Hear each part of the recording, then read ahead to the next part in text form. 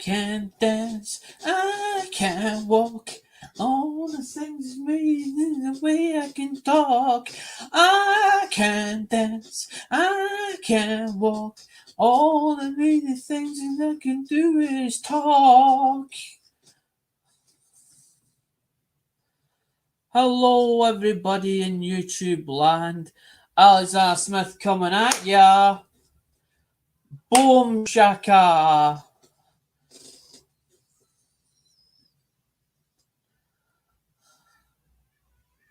I know sometimes I lost my rhythm as in the rhythm to start.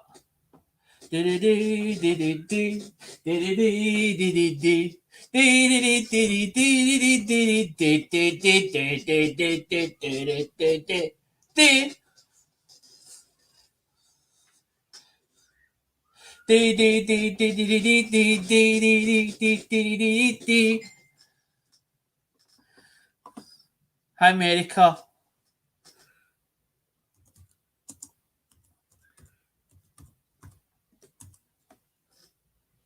I'm just waiting to see who else comes in, as I'm not going to start just right yet. Basically, it's a mail call for the ones that have been hiding for quite some time. Basically, what it is I'm trying to hold back some of the. I'm trying to. Well, that's fine, America. Some things I've been holding back, guys, because what it is I'm waiting on items arriving. So there's 2 boxes that are supposed to be coming. One for Joe, one for Lemonhead.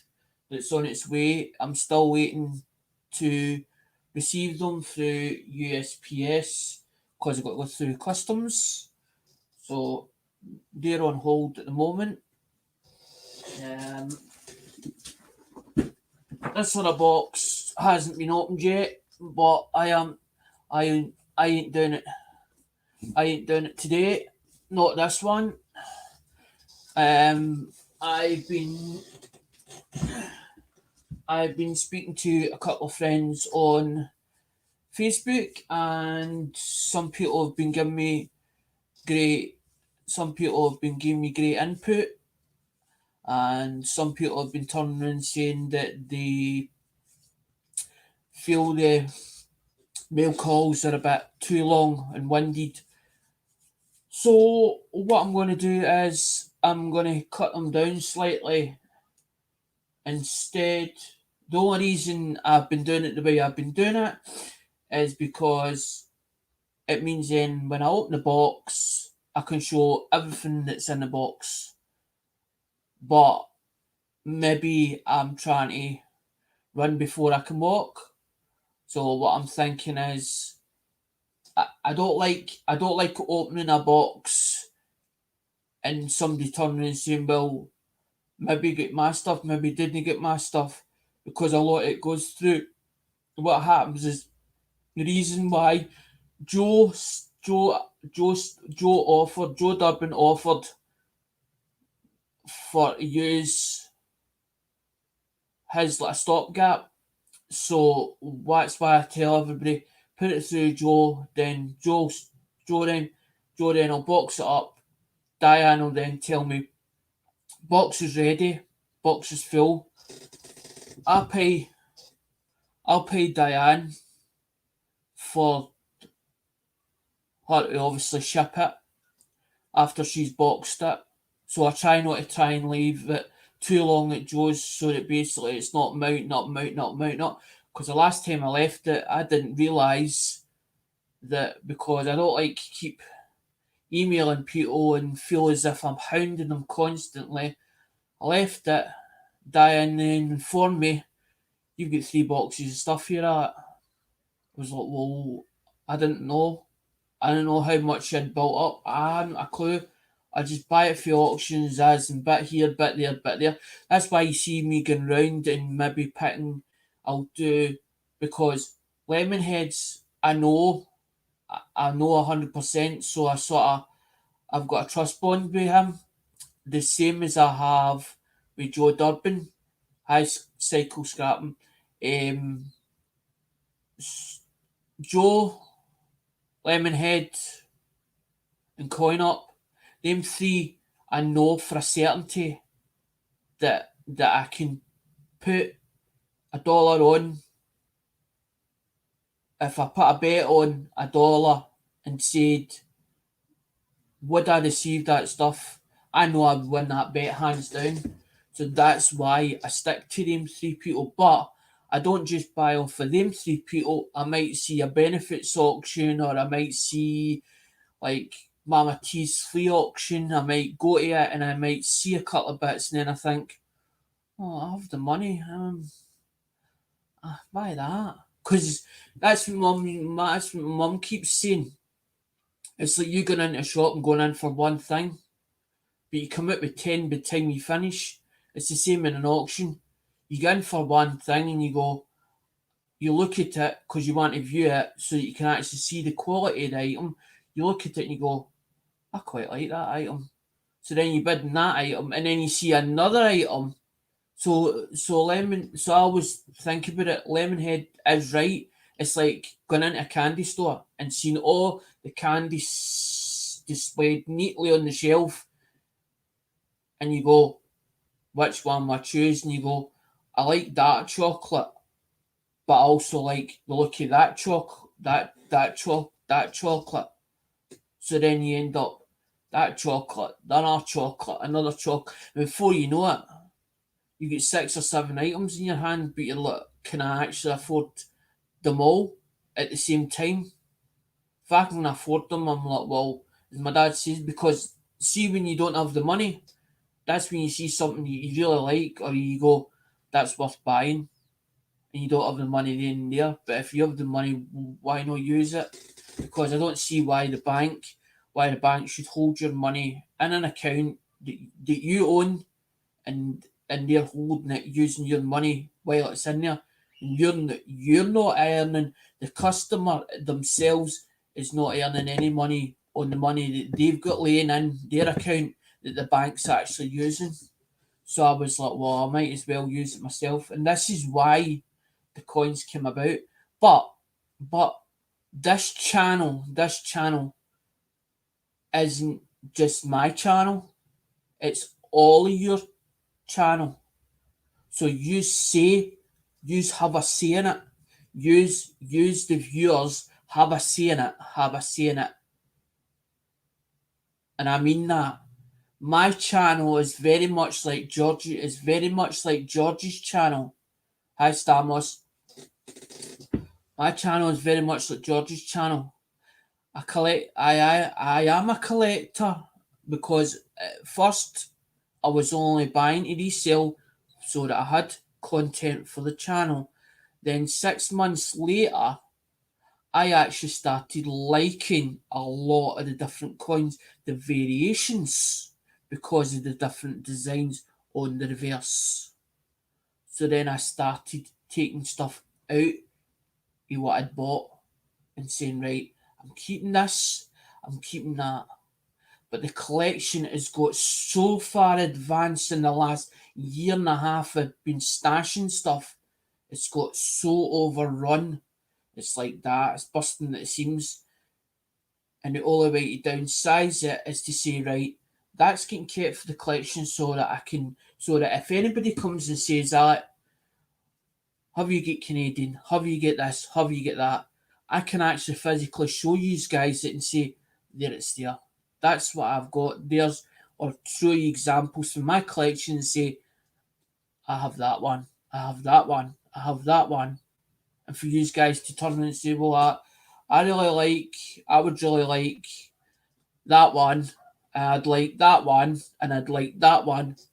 But what I'm thinking is that if yous help me guys, because the only thing that's costing me money is the shipping, which is expensive as in shipping it.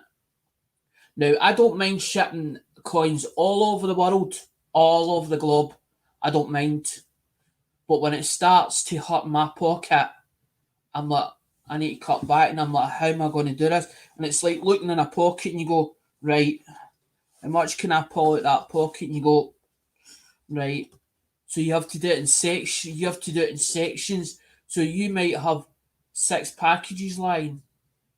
Don't have all the money for the thing. You put 6 packages out because you might be doing it a different way to everybody else. Because my way is different to Dale's way.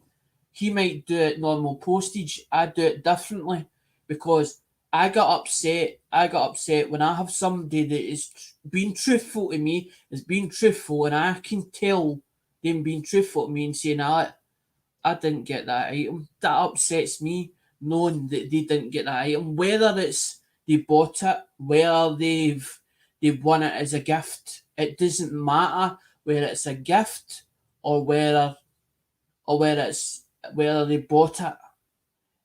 It still upsets me when a customer or a dear friend turns around and says, I didn't get what you sent me.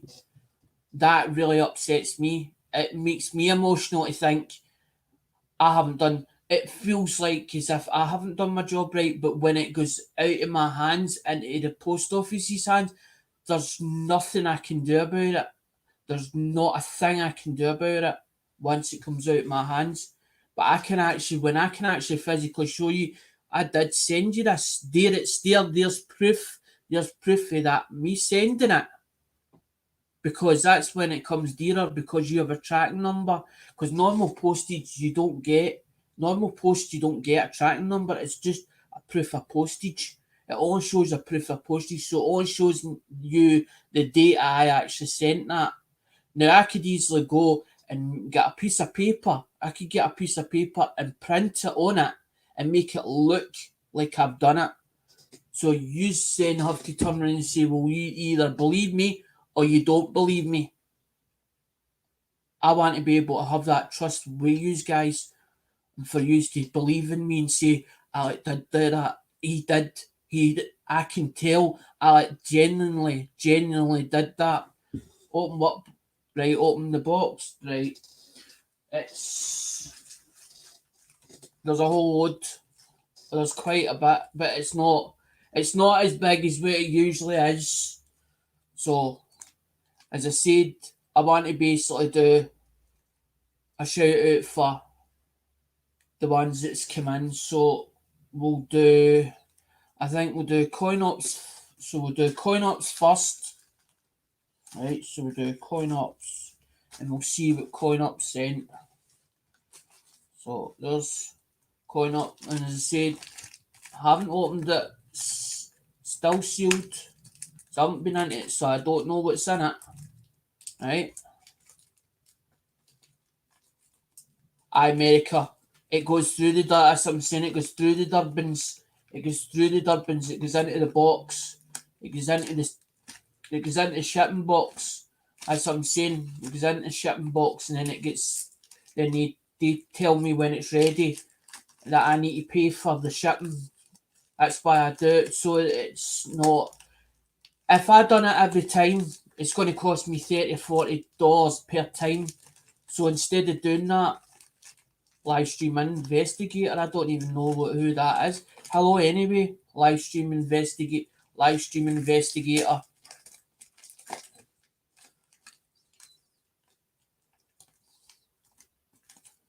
I hope I'm not doing anything wrong. Livestream Investigator. It actually says Livestream Investigator. Wait, dang me, it's got YouTube's logo on it. It's got YouTube's logo on it. That's weird. I've never had that before. But we'll just never mind it. Right, so that's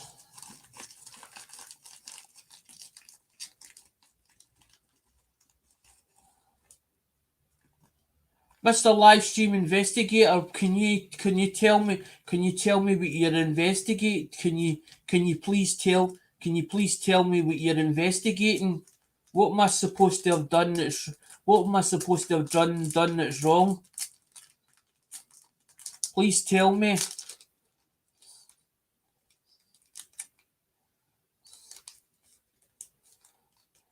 Says it in the chat. Live stream investigator, hello. With YouTube's logo. Right, so that's the sheet. Right? And there it's there. Now it's getting me like that. I'm on edge because they're down because I see that. That's making me on edge. What that's about. Oops, it fell. Oops, it fell. Because I'm doing nothing wrong. Or I feel as if I'm doing nothing wrong. So if I'm doing something wrong, I would rather them tell me, look, you're doing this wrong, or ding me them email me and say, right, this is what we've seen or we don't like. They tell me what they don't like, then I can ding me sort it. I can't fix it if they don't tell me. Because that's what it says. It shows on it. I can see it right there. It says live stream investigator with ding me YouTube's. It's got YouTube's logo on it.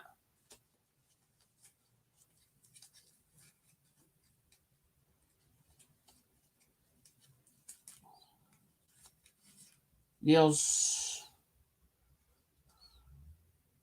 It says Jag. It says Jag on the back here. I don't know what that means. Jag. GAG. It's a $1, and it's 18. It's 1892. It's 1892. It's 1892. Oh, I knew that they would bring me. I knew YouTube was doing stuff as in they're downsizing the operation and all that car on YouTube itself, and I was waiting for it coming. I had a funny feeling, but then my hours has been going up, and my views has been going up, so I'm wondering if it's just about time. Maybe I'm not far off. I don't know. I don't know, guys. That's what I'm saying. I don't start counting and watching all that stuff. I only know when it shows me as in a green thing against it. Hi, Andrew. Andrew, do you see that? Do you see that in that chat? It says on it. It says on it, live stream investigator. I don't know what that. I don't know what the hell that is. It looks like YouTube's logo. But is it a thing, mate? Is it a scam, or is it as in them investigating?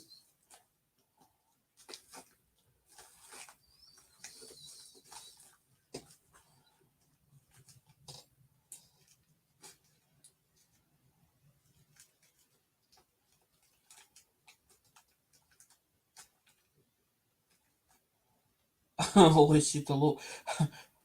I do live stream. I do because ding me as and I get anxious because it means then that hang me as long as I'm doing everything above board. There's 1966. It says SMS peer and then it says Jag again. I don't know what that Jag means. GAG. GAG. GAG. I don't know what that means. Jag. I'm a bit oblivious. Then he's got 19 something 19U on it. See, with CoinOps stuff, it's down me. There's errors. There's sometimes errors on it, and they'll explain. Sometimes it'll be explained, and sometimes it won't. The time you get it, because that's in 1966. No, it wasn't the fact he said wasn't the fact it's just because he said hello. It's because it looks like YouTube's logo.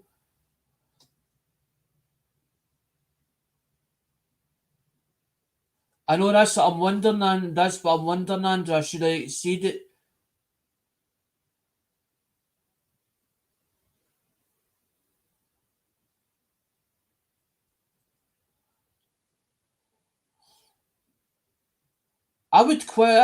Guys, quiz it all yous like, because I want to ding me, I want to know 100% if it's just somebody that's using the name, or where it's actually thing me, or where it's actually YouTube itself, because that's the first time that it's happened to me. And it's not I want to scare. I'm not wanting to. Don't guys, don't scare it off. Just ding me. Just do a lot of quizzing it, because I want to know. I want to know for sure. I want to find out what the hell they're up to. As in, if YouTube's doing changes, we would like to know what the changes all are, so we all know.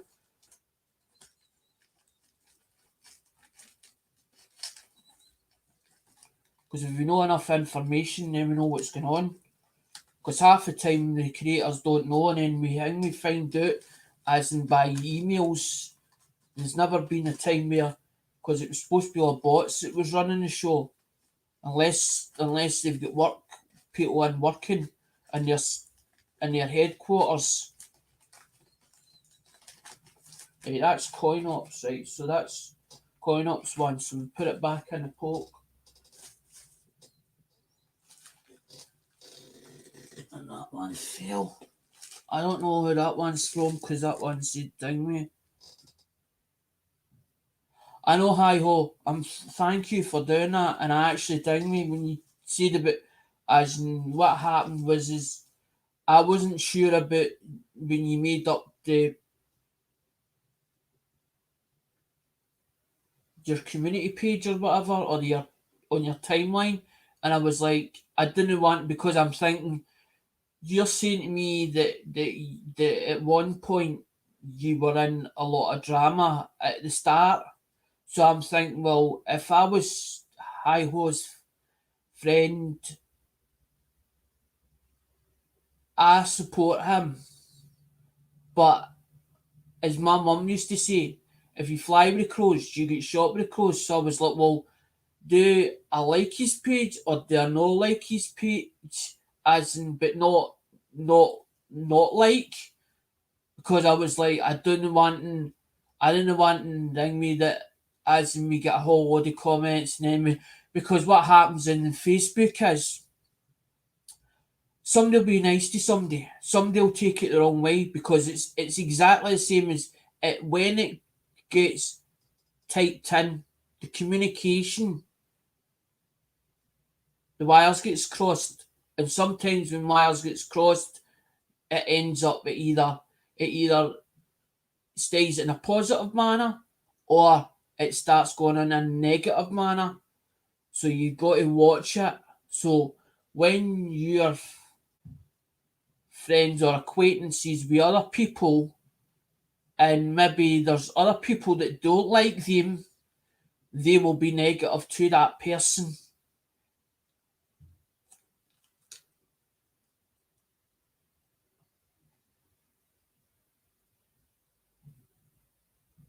I'm talking about I'm talking about all the platforms. You've got YouTube, you've got Facebook, you've got Instagram, you have Twitter.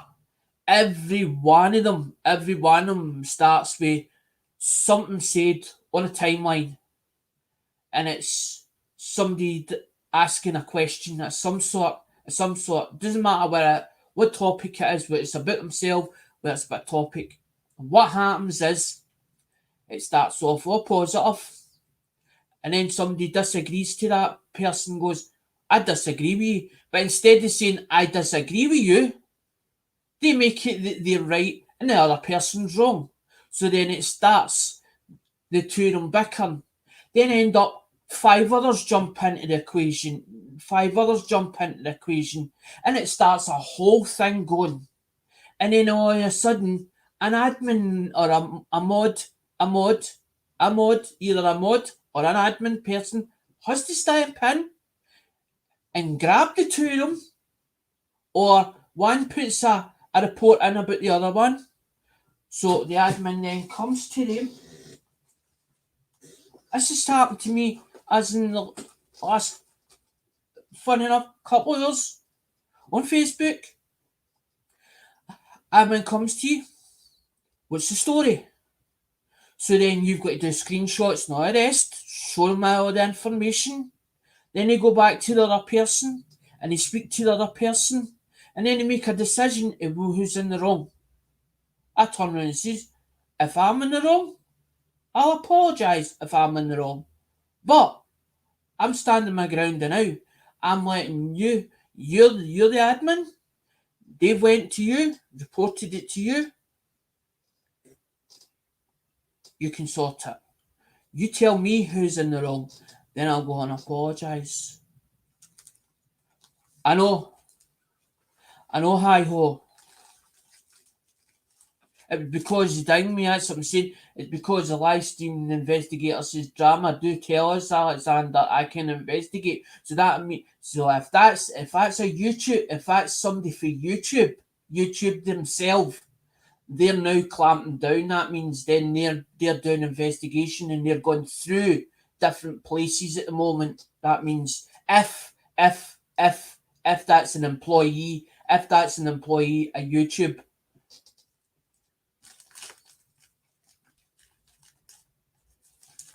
And that's good if that's happening. Maybe it'll stop all this drama on YouTube. I know, hi ho, you're right. I'm losing. So, what one was that? That one's got no name, but that one looks like. This one looks like a Joe Durbin one because it's got the tags on it. So, usually, when it's got tags like that,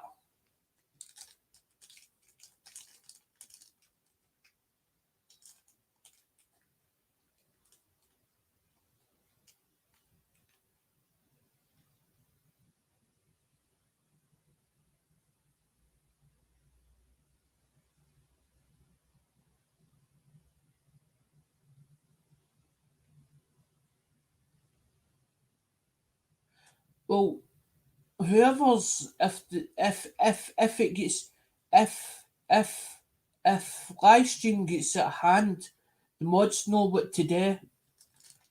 If it gets out of hand, let it speak. Let it speak.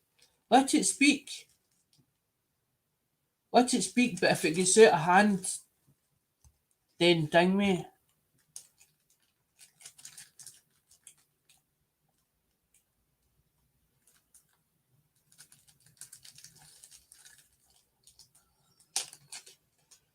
See, I don't. To me, trolls. See, trolls, or what you call trolls. I call them trolls. Trolls trolls dig holes. Trolls dig holes, and they usually put themselves in it. The trolls, but let it speak and let's see what it has to say. And if it's as long as it's been in a positive way, as in it's talking, then let it talk, let it speak, let it speak. But the minute it gets out of hand, Andrew's got. I'm not on the YouTube side. I'm on the live stream, the StreamYard side, because sometimes I put the two of them together. Sometimes it throws me off. As in, exactly, Andrew, it's giving me watch time, exactly, buddy. Aye, but Andrew's got a thing, me. I don't know who else I should make hi ho as in moderator as well. No, live stream, you haven't. I'm just saying, I'm just stating it, that's all. I'm not frightening you, I'm not threatening you either. I'm explaining it in black and white terms.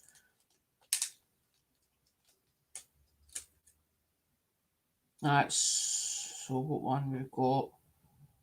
It looks like 1787 and 1999, the crossroads of evolution. So that'll be the quarter dollar. So it will be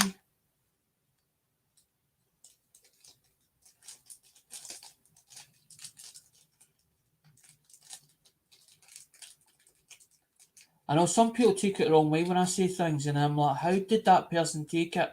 Because I wasn't meaning it offensive, but I'd rather tell it in black and white terms with the simple way that I understand it, and tell it the way it is instead of beating about the bush and then making a big song and dance about it. It's better just to be open and blunt about it. That's Georgia with the apple. Georgia with the apple. And that says 1788 to 1999 as well. And that's from Joe Durbin. Hi, Les.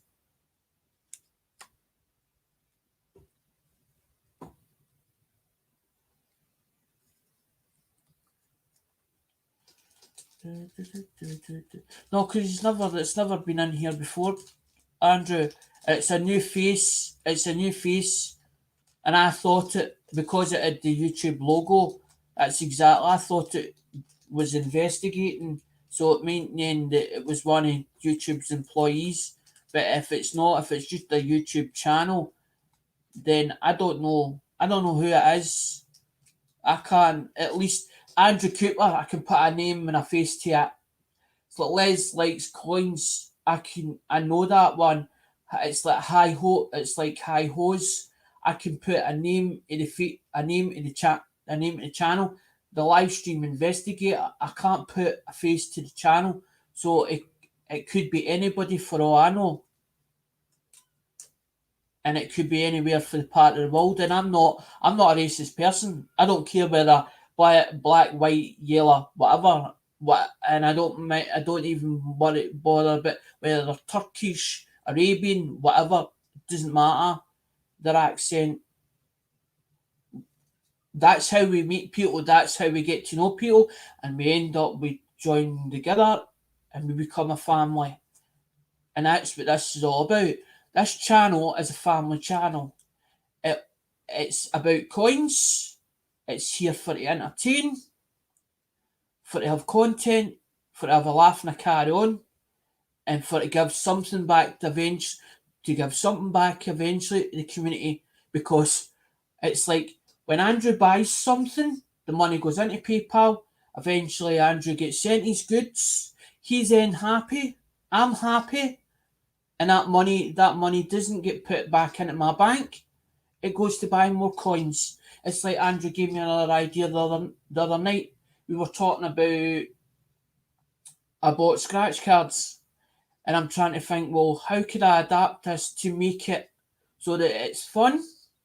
Because you could use it for GW, or we could use it the fans put a donation in, and they get something back at it, like a £25 gift card, a whole load of coins, and as Andrew says, a 1 ounce silver round.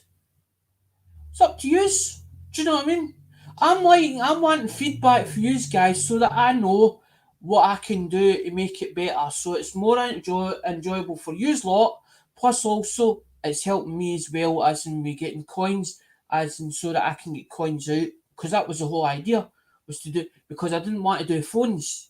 I can do mobile phones, but I would lost you guys as in unlocking equipment and how it all works and what way it runs, and show you everything about it, and show you as in step-by-step stages of it.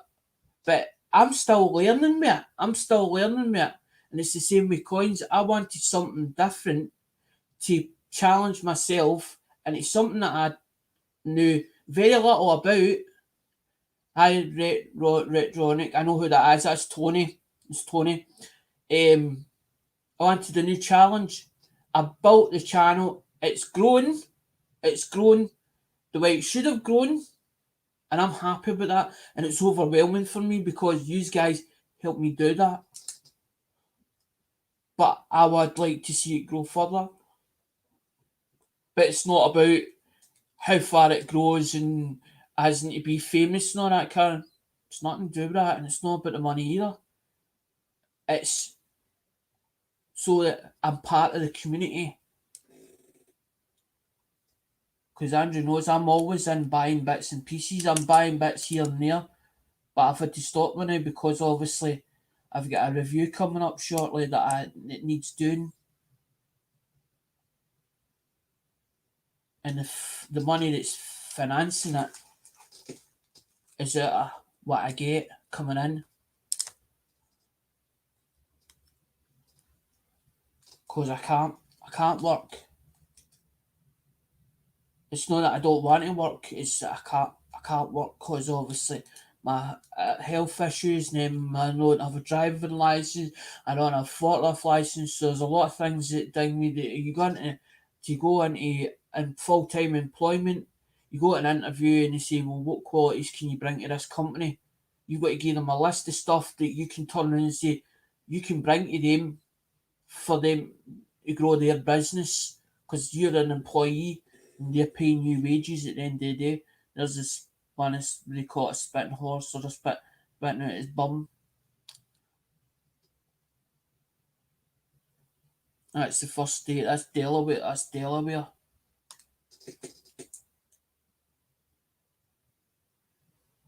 No, Retronics or Retro Nick or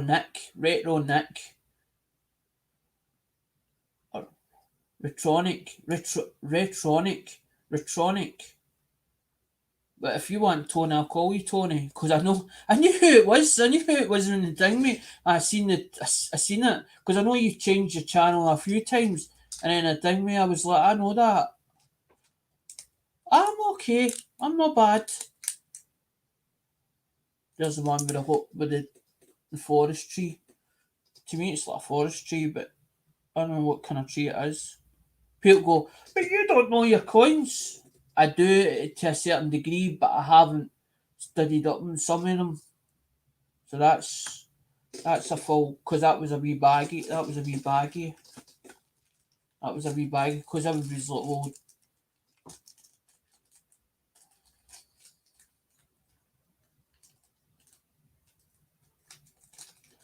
Les, so do I.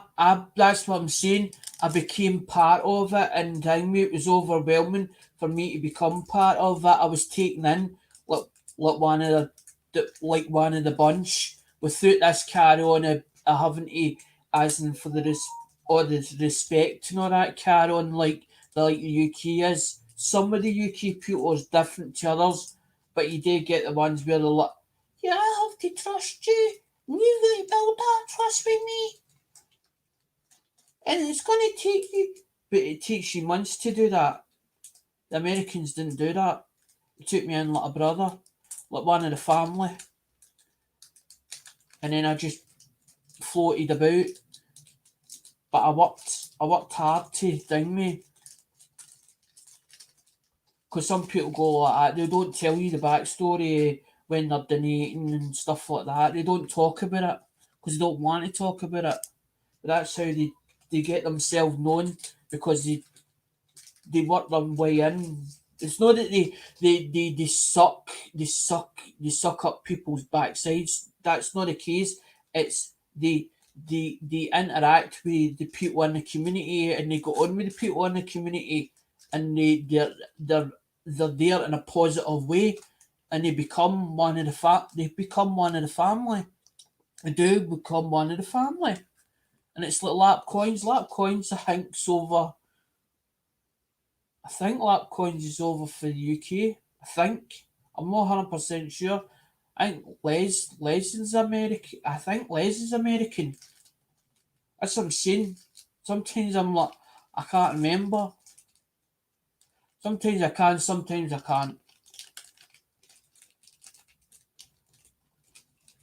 I'm going through this one by one. I'm not going rushing through it. So you get 1944. There's 1944D.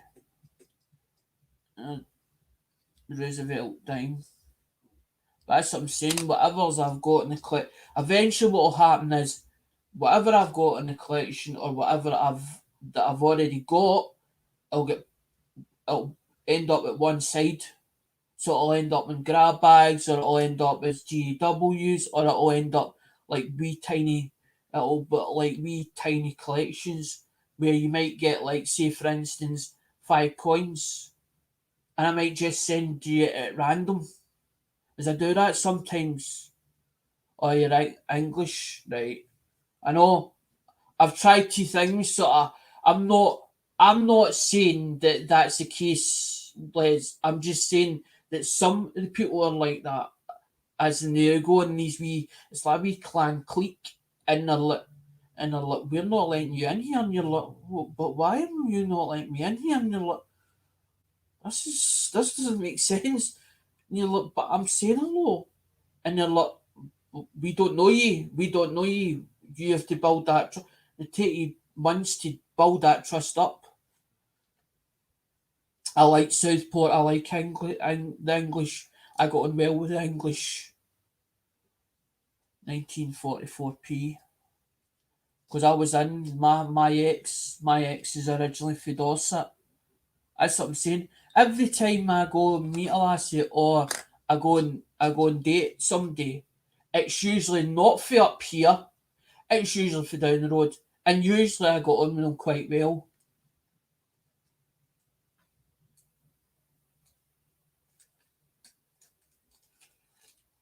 So that's 1934.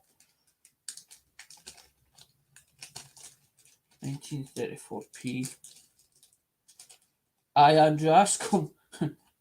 Has he ever been to the Mint? I've not been yet, but I'm definitely going 1934p. And there's a 1930. They're actually in no bad shape, actually, 1936p.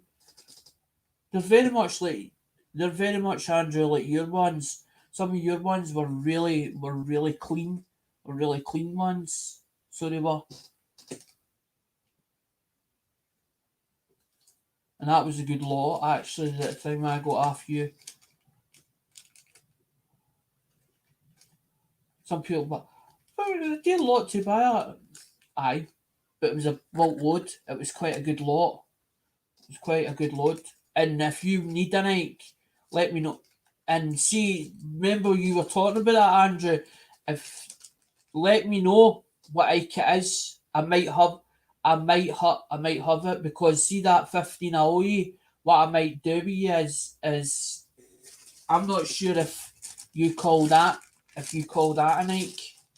I'm not sure if that's what you call a Nike.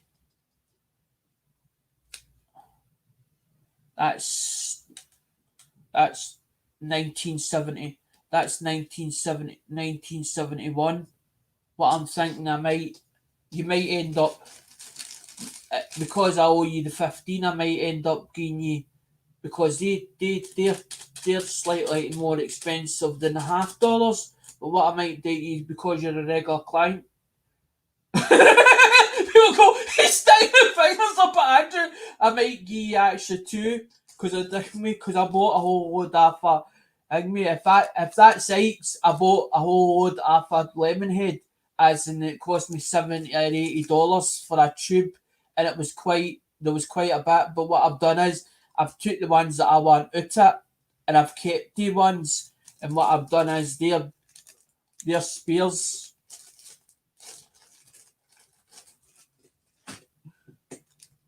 But let me know on Messenger so that I can sort it out with you. And if I've got it, you can get it. Because sometimes what I'll do is I'll go into auction, I don't even think about what I've got, and I don't even have it down like in a piece of paper every time. So what I do is, I'm like, I really like that coin, and I like how clean it looks, and I'm like, and if it's at the right money, I'm like, I'm putting my hand up for it. Nobody else is bidding for it. I am. I'm bidding for that. I want it. I'll have it. I'm having that.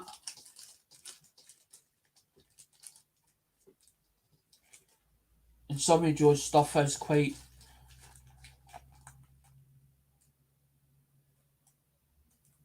That's what I'm saying. This 1970. They're 1970. 1971s. They're $1. They're not halves. They're $1. That's $1. They're $1. They're $1. They're $1, and that's 1970. There's 1974. There's 71. There's 71. There's 71 there. There's 71, 72, and 70. There's 78 there. So 78, 72, 71, and 74. But then you've got the brown Ike. You've got a brown one, and the brown one's more expensive. And I can only, if it's a certain one that you're looking for year, then you might only get one. I need to look the book. Whatever the book says, I'll look at the. As I said to Andrew, what I'll do is I'll look at the bottom price of that on the book, and whatever they ding me, that's what I'll chat. That's what you'll get charged, as in the bottom price of the book, not the top end. Don't go, but ding me, it depends on grading it. I don't care what the grade says. I need rid of some stock, but I'm not going to ding me. I'm not giving it away for nothing. So, you will be getting bits and pieces because the UK coins will be coming into play shortly. The UK coins. So if any of the Americans out there, so that they don't feel sectioned out, so there'll be, but they come from the bank. They're easy to get hold of. The UK ones. So UK, because I'm in the UK, I can get hold of the ones, not a problem. But when it comes to American, I've got to buy it from the American platform on the American site, which takes a while to get here, and then as in it costs me whatever I bid for it in the auction. So if I pay more for it, it'll cost me more. If I pay less for it, it'll cost me less. So it depends what I pay. Because I don't get free gifts, and I don't like people giving me free gifts. I'm grateful for getting the free gifts, but sometimes I don't get enough for everybody. So I might get only one lot, or I'll only get, like Alden sent me. That's a full roll. I know what that is. It's a full roll. He actually gifted me it. It says from Alden Davis, which Alden's a very dear friend of mine's, as in who knows Lemonhead, who knows Joe Durbin, who knows quite a lot of people, and Alden's got his own channel. That's why I gave you a shout, Andrew, because you know how to put the links up. That's what I wanted, for the links to go out for the different channels. That's why I hung me, but then I knew you said you were busy, so I didn't want to hang me as and make it a big ordeal yet. Because that was the whole idea, was to do the mail call, because that's for SHTF.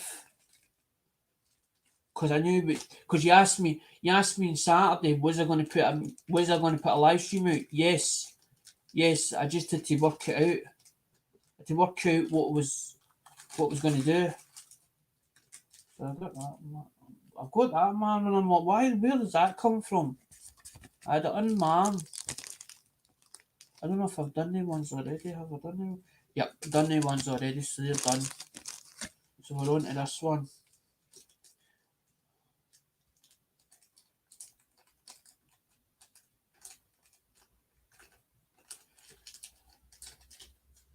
That's what I need to find out, Liz. I need to find out how many people as in the UK actually like USA coins.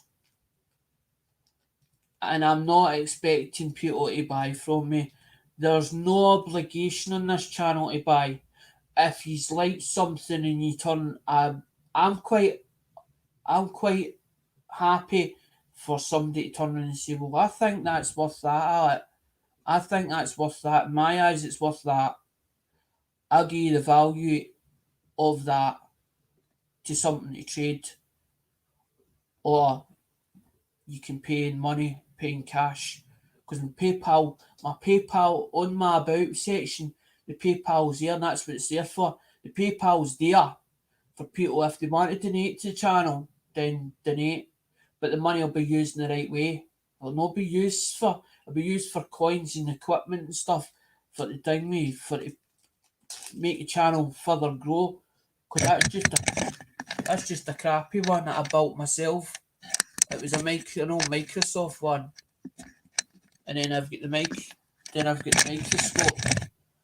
That's the microscope's over there as well, which is only a cheap microscope. I'm only making do at the moment. I don't spend a lot. I've got to look at something and go, that quality's going to last me. It's going to last me 6 months. That's well worth buying.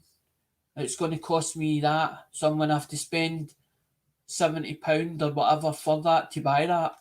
But it's going to be well worth it.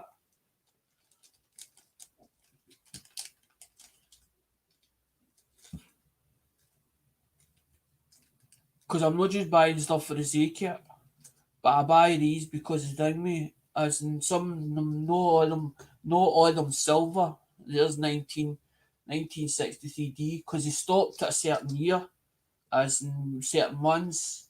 That's a half dollar.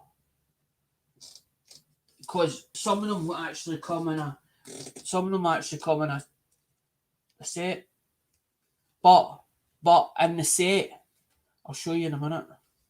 In the set themselves, the set itself doesn't come with the $1. Some of them don't come with the $1. The actual set. So there's the 1 cent, right, which is on the left hand side. Then you've got nickel underneath. It, and then you've got the dime on the right hand side. You get $0.25 underneath it, and then you get the half. They're about, the retail value of them was about $12 or something. Was about $12, but it depends on the grade. And some of the dealers, what they do is they snap them. They snap the coins out the box. They snap the coins out the boxes. So it's not a full set. That's 70. That one Les is 72. That's 72. That's 1972, buddy. I've got 1971. Is what I do is, if I bought too many or I've got too many of them, because I might see them and I go, that's worth buying. I buy all the best of Les. Andrew will tell you I buy all the best of quality. I like the best of merchandise. I don't like see if it's worn, or there's coins where I don't even buy. I know that they're worth more in value, but I'm like, it's too worn. It's like too worn for me. I'm like, I'll look at it and I view it online me when they're doing the auctions, and I'm like, and it's no. Some people be like, I like that. It's telling a story. It's years old. You've got to get its due because it's wear and tear. But I'm like, see if it's too worn or there's no much detail in it. I'm like, I don't want it. But then I know that if you want that kind of grade, that's when the price starts fluctuating. It's more in American dollars. But then when we convert it over here, we get more to the pound. That's what I was saying to High Ho last night. We get more, like he's High Ho's in Australia, right? So if he went to buy an item, right, he pays like twice what we would pay for it over in Australia. But we get more to the British dollar when we convert it to Australian dollar, lira, whatever other currency. So when you actually convert this as in dollars, because all the auctions are in dollars, as in especially if you're buying off the Americans, right? Because it's goods and services. They use PayPal, so it's goods and services. So you're protected before you start anyway. And some auctions, not them all. But everybody, there's a lot of them that you can trust over there, and they're good. They are good people. That's what I'm saying. I'm not one for bashing. I don't bash a channel because if I don't know them personally, I wouldn't turn around and say they were a bad person. I don't know them yet, so I need to take the time to get to know them. But what I do is, if I buy off first auction and I get my goods, that's my bit of trust won over. But it's got to keep being consistent. And then if it stops or there's a hold up, I would rather them come and say to me, by the way, I've had a snag here. Your parcel's not going to be arriving this week. It's going to take another month. Well, at least you've informed me, you've told me, you've kept me in the loop. It's when you don't keep me in the loop and then you turn around and you give me all the excuses. Oh, I wasn't well, oh, this happened and that happened. I don't want excuses. I don't need excuses. Just tell me the way it is. I'll give you more trust when you're honest to me and being honest to me and say this is the problem or this is what has come up. It's not going to be. At least I know. Then I can. Then it calms me down because I'm like, feel it's still over there, so it's okay. But it's when it goes into transport, I'm always worried because I'm like, what if that gets lost? What if then it's not just you that's lost the money. They've lost the money as well because as soon as it goes into their hands, they're hoping that it gets to you on the opposite side. But as I'm saying, I've had 5-6 box. I have 5-6 boxes. I had stuff for Lemonhead like as if it was like tomorrow. As in that, like a box like that. It comes like Joe's just like he's doing it squares like that at the moment. Lemonhead's ones are like that. Are usually like as in long ways. So everything sort of goes as in long ways. So it's usually, but then as in Lemonhead wraps everything and he puts it in shrink wrap. He does a beautiful job. I've opened them and I've like, that's beautiful. That's well done. That's like my style. It's double wrapped, that Caron and but done carefully, as in so it doesn't collide with other packets. Not fucking brilliant. You can tell when somebody actually has a passion or they love what they do, and it's with love, as in the way that they pack something. So that's 61D. There's only 5 people in here, but it doesn't matter. 61D. I'm trying to get through them. Because Andrew says, I says to Andrew, a little bit long one. Aye, right, watch.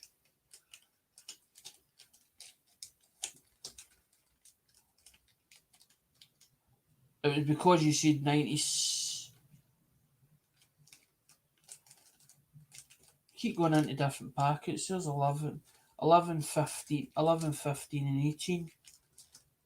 It's alright, it will mark 10 about it will be invoiced. That's what I like about it.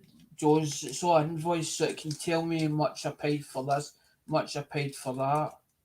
I usually just, when I put them back in, usually I take them at a wee packet and they end up in a packet of their own when they go back in. Right, so we've done, that's that and that. That one goes back into there. That one's back in there. Because that's what Andrew says. I'm still organising stuff, guys. I'm still not there yet. It's like 2 years now. But it's not been like all this stuff for 2 years. I seen customs, I know. It wasn't I know, ignored them. I saw them come in and I was as Hi Ho says, when I end up get carried away, it ends up I don't get on with what I'm supposed to be going on with. And it ends up it's longer. The video becomes longer. I'm trying to keep you guys as well. Right, so that's it says gifted by SHFT. So if you got to go, let's just go. Don't let me hold you back. Because some people watch it later. I still get views in some of the videos and that. And they've watched it later on. Some people forget the thing they've got. It's $1994. But Andrew, it's not. That's not USA. That is Royal Mint or Royal Canadian Mint. So that's a Canadian piece. That's not a USA piece. It's different. Hi, it's me. I haven't seen a Brian for ages, as in Brian Wilkinson. It's me, Brian. I haven't seen Brian for ages, man.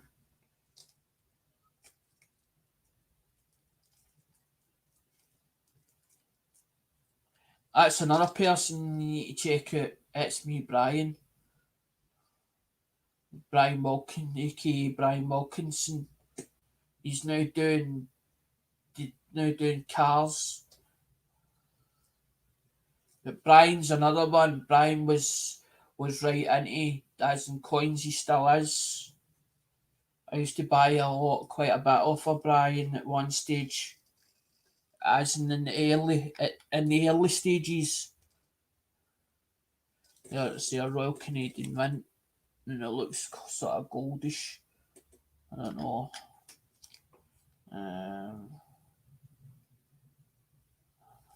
I can't read Canadian. It's a remembrance proof dollar, 1994. This commemorative dollar has been minted to pay tribute to the Canadians who answered the call to serve. It's bronze what it says is it's bronze electroplated on nickel. So it's bronze electroplated. It's bronze electroplated. That's what I'm saying. That's for the ever-growing Canada stuff. Usually I'm like, when it's sort of bronze or whatever, and it's like when it's plated, I'm like, I'm not really into plated, but that's a nice. That is a nice one. That is quite a nice one, and it says it was gifted, so basically they paid for it, not me. Thank you, SHFT. Scrapping, hoarding, tinkering fun. Thank you very much for that one.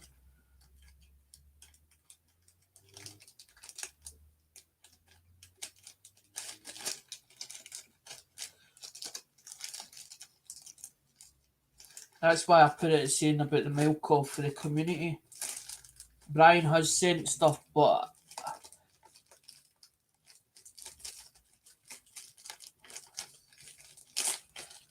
Brian has sent stuff as, and I have Brian's stuff. That's who ding me as, and the high five bar came from. It's one of Brian's friends. High five, the phones for us bar. That's where it came from. Came from Brian. Brian told me about it. I bought it. Brian then ordered it from High Five. High Five then sent it to Brian, and Brian sent it to me. See? Don't forget, Brian. It's up there. Everything's logged in my head.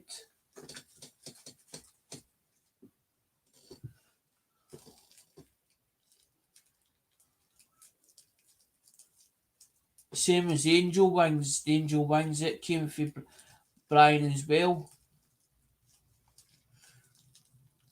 There's only 2 people in, because they probably at Mama T's and now they're at Dusty's.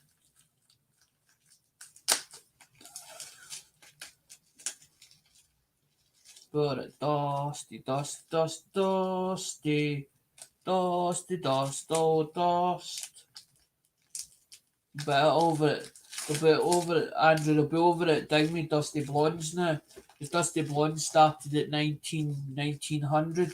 Dusty Blonde, snobby scrap pickers, other half, the lobby over there having fun. Thank you, Andrew. Thank you very much for that. That helps Brian out.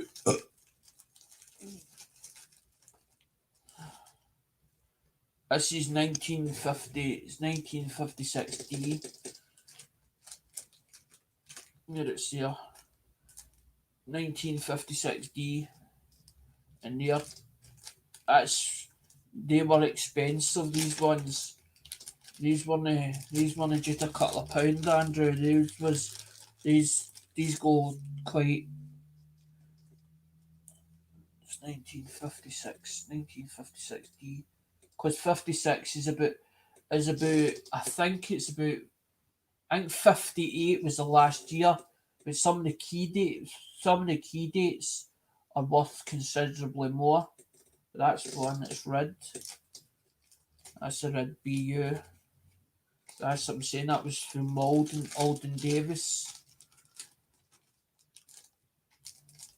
Or you'll get to, if ones that you don't know about, Andrew, you'll start to get to know them, because I'll shout them out as we're doing it, bit by bit. And you soon get to Alden Davis. Alden Davis has got his own channel.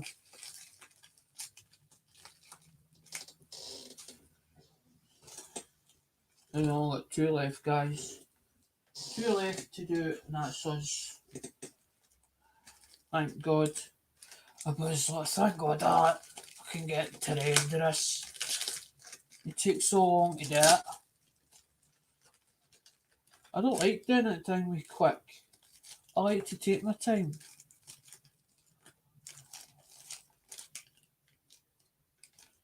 I like to rush. That's another one of Joe Durbin's. I know straight away when it's Joe Durbin's because it's got the thing on it. Because there's 57D by BIE says on it.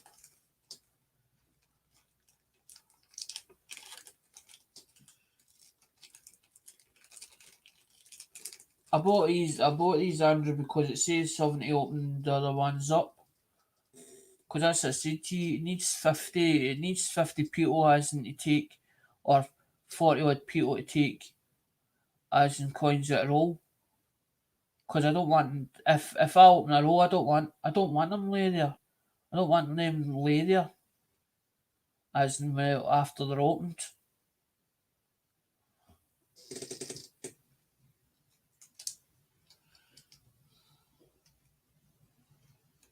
I know, but some man gets sick of me talking away and end up dinging, and then it's like high horses. Everybody's like, you go off tangent at that, but I'm talking to the ones in the chat because that's what I'm doing. I'm doing exactly what Oz says. The chat is the real MVPs. If I didn't have yous guys, yous wouldn't make me. So yous are the real MVPs. So it means then I've got to interact with yous lot.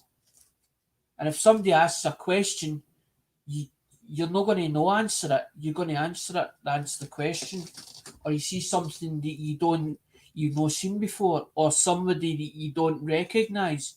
You're going to say something about it because you want people to come into the channel. You want new people to come in, new faces to come in, but you don't want to make them feel unwelcome. You want them to actually start saying hello in the chat for them to get to know other people that they don't know. Because I don't know who knows who and who knows what. I don't know.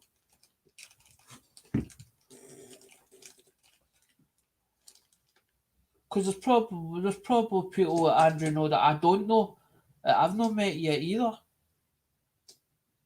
Because that's what I said to Shibby. I was talking to Shibby on his chat, and I said to Shibby, the only reason I don't come in here is because I don't want to be, if Andrew's in here, it's not because I don't like you.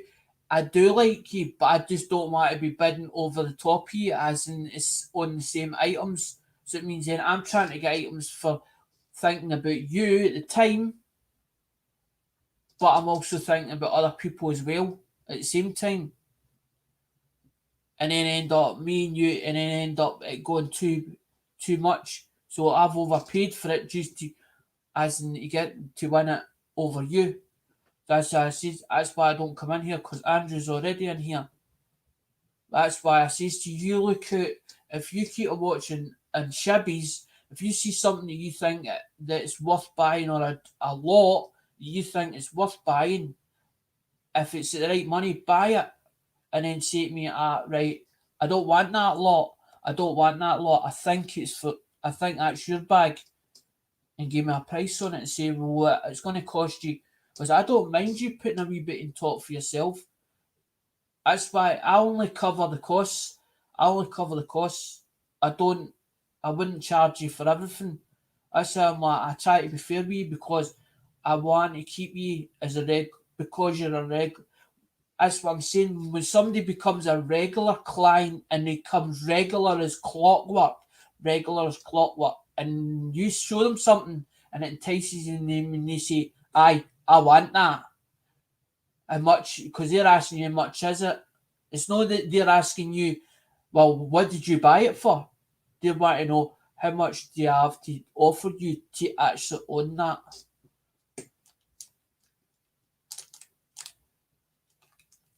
I know.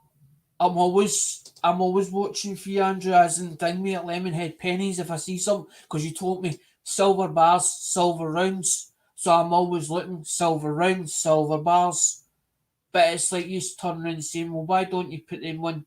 I feel that I'm going to lose a regular client because you like silver rounds and silver bars. I can put other things into that, as in that scratch card thing. But then I'm thinking, is it worth doing that scratch card on the channel? Is people then going to turn around and say, oh, you're ripping people off? Like that other channel that I'm not going to keep mentioning names of? I don't want people feeling like that I'm ripping them off.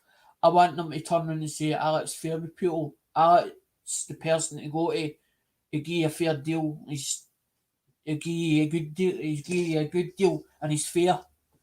And you will get your stuff. That's why I said to you, well, what do you? I was trying to get your advice of what you thought, because that's what I'm trying to do.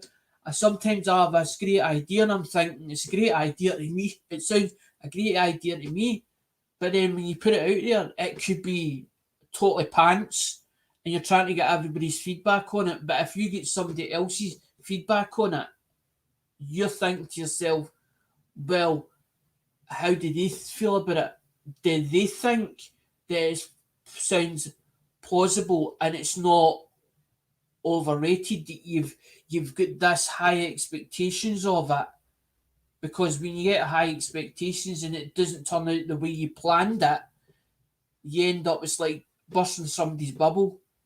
But I'm like, this idea, it's another idea onto this thing, and I'm like, I don't want to explain it now, because I don't want to put it out there, because I want to keep it so that when I do a video of it, everybody says, right, Alex doing this is exactly what he's going to do. That's how I was like, what do you think? And then I'm like, well, if it's say $5, or as in £5, so I need to work out what £5 is over there. So if they put £5 in, but what they're going to receive out it? Well, and then I thought, well, what if you put it into the wrong account?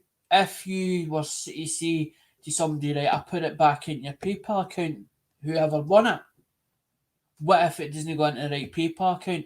But at least if it's on a gift card, it's worth more than a gift card, as in, but it means then it's on it, so it's still wrong on the card. Okay, they might not get the full value of the £25 of the actual card itself, but they're still getting something for the money. So they've went into it. There's only one winner in it, but I don't want everybody feeling, well, there's only one winner. Well, I didn't get anything. You will all get something eventually. But that's what I'm saying. Because then I thought about it, I thought, well, the 25 would cover the postage sending that, but if it was a gift card, it's not going to cost much for the gift card to be sent. But what if I use that 25 that's left of that and bought around for it? Because I know they're about 40-ish. They're about 40-ish, the silver rounds. But that covers part of the balance. So the 25 goes in. So that means then that in the next draw that's coming up in the scratch card or the actual scratch card itself means there's a silver round for the next person. I was thinking about it the other day. I was down the stairs and I was making a cup of tea or something like that. And all of a sudden, something hit me, and it was like somebody went bang like over the head. And I'm like, why is that for? And I'm like, that's what I'm saying. To me, it's like bang, this light, and I was like, I've got it. I was like, I've got it now. And I'm like, what it was is I was listening to George. It was early in the morning. I went down the thing because Mum's not here at the moment. She's on holiday, not back to 21st. So I have to make my own self meal or whatever. Down the stairs, and I went to put a toaster on. And all of a sudden I was standing by the toaster. And I was thinking about it.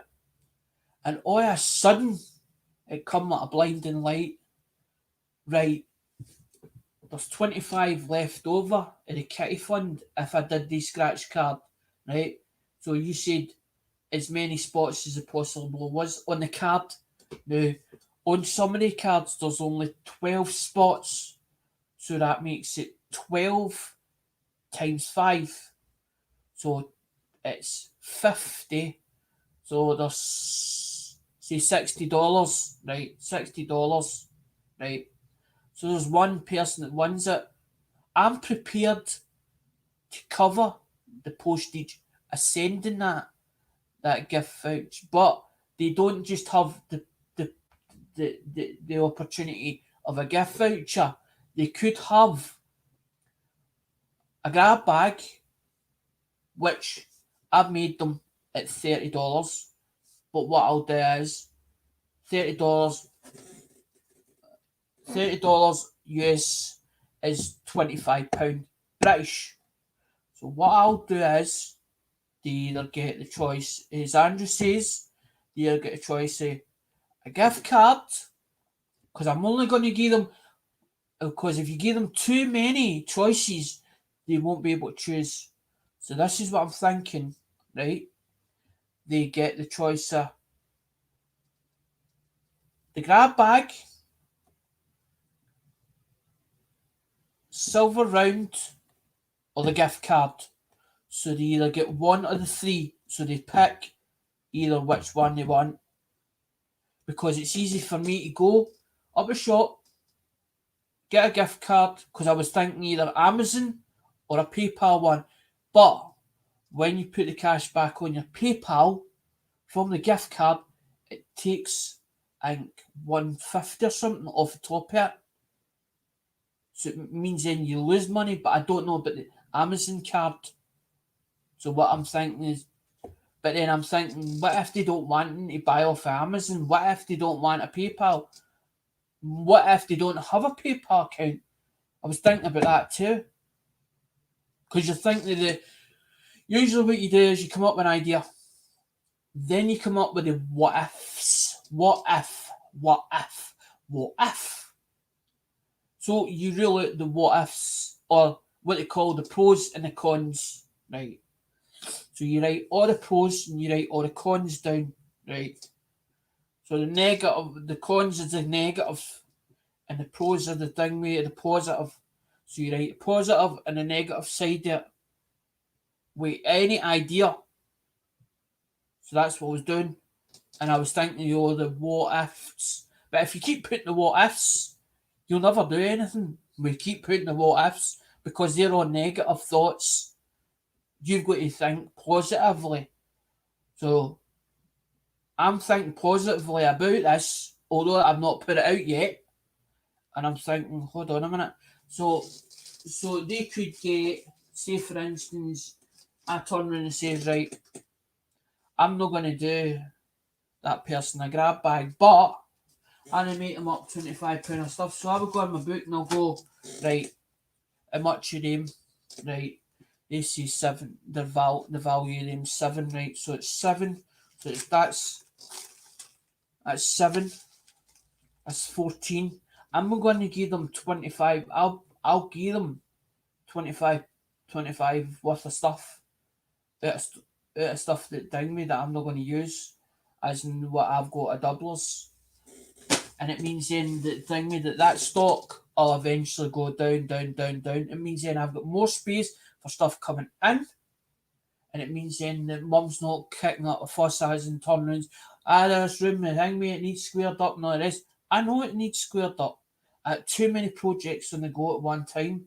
At the phones, at the plotter, at this. But I'm more doing one project at a time, so I'm actually building. What I'm doing is, at the moment, I'm building the channel. I'm building the channel up. That's what I'm doing. I'm building the channel to where it should be, or where I think it should be. And then once it once the channel fluctuates on its own, it's like planting a seed, and you plant the seed, and then you get water every day. So you're feeding it water every day, and then you see it sprouting, and as it sprouts, you're like, hope that goes into a big plant. But you have to you can't just stop letting it flourish. You've got to cut it back and all the rest. And it's the same with a channel. You've grown the channel, but you've got to keep growing it. You've got to put in. You can't just keep taking it. It doesn't happen that way. I understand finance because we were at when we done the course for the ScotVet modular screen printing, they actually done a bit of finances, and I'm no good with figures and all the rest and bookkeeping and all that carry but they were explaining it in layman's terms, and when they were explaining it in layman's terms about a business, setting up a business, they were talking about how much you're putting in all the time. So you're basically taking it in your pocket and keep subsidising it. But you're doing that for the first 2 You're doing that for the first 2 years. You're doing that for the first 2 years, putting it in, putting it in, putting it in, putting it in, putting it in.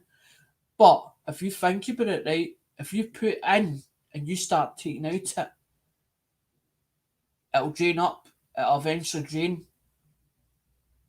So you've got to put in as well as take out.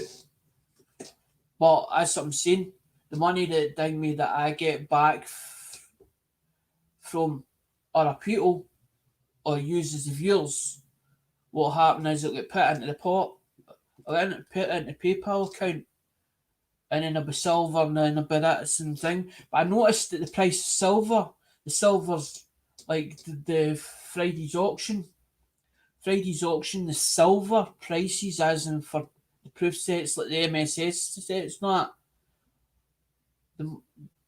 there was like 60 people bidding in that auction at Joe's, and the figures of it, as in, because that's the whole idea behind an auction.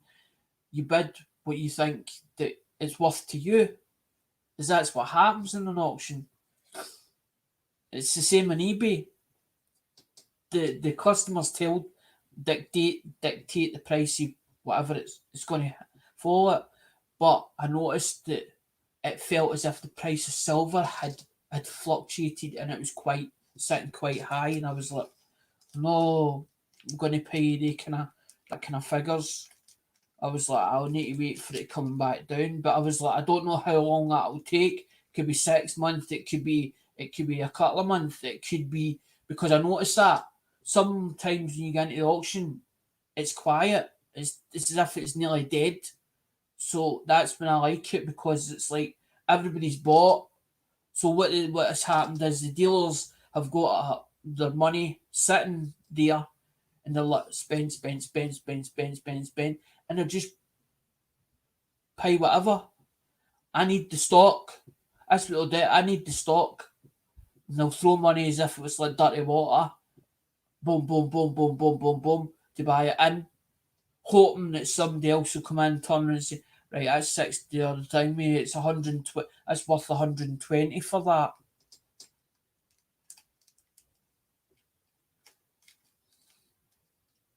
See, I don't like going into all the thing because it's as if I'm killing auctions, but I'm not. I'm not killing auctions because the auction dictates what somebody's going to pay for it, what it's worth to them, and what they want to pay for it.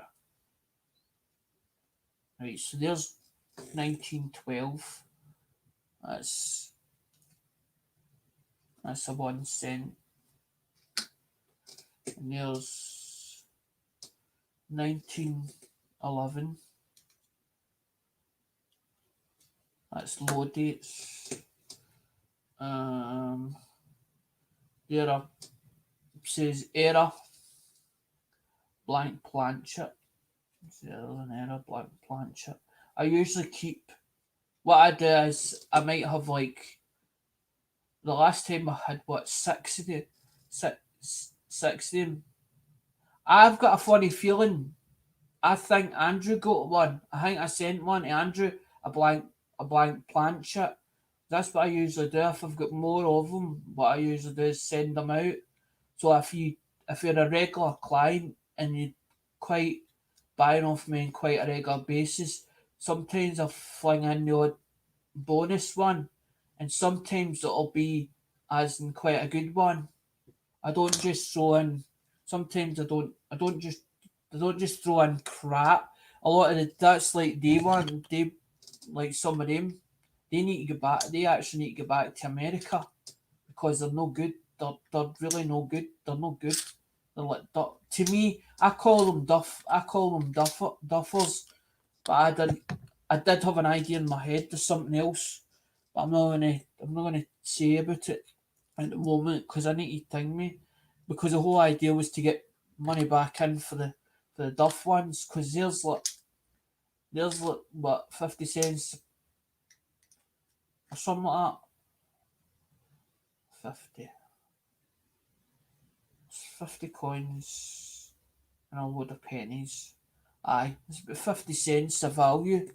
So two of them's like a dollar, and that's what I was asking somebody. Well, what's the duffers worth?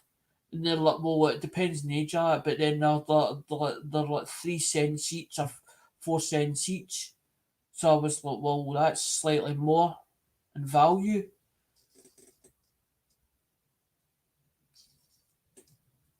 Because there's a 1910 that says in fine, but it's got I can see two spots and see two spotties on it. Two spotties.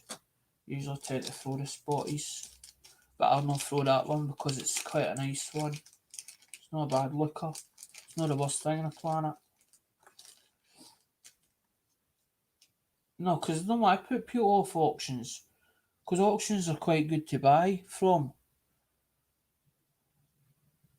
1911D, but it's I don't know. That's when I've never seen that before. I've never seen that.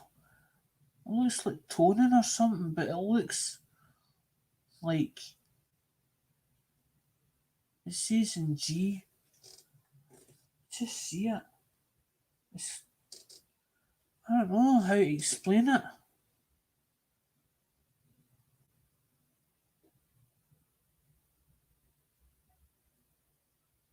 It's like toning. It's like different colours. And it's going in the D. Because the older ones do. They tend to go sort of darkish.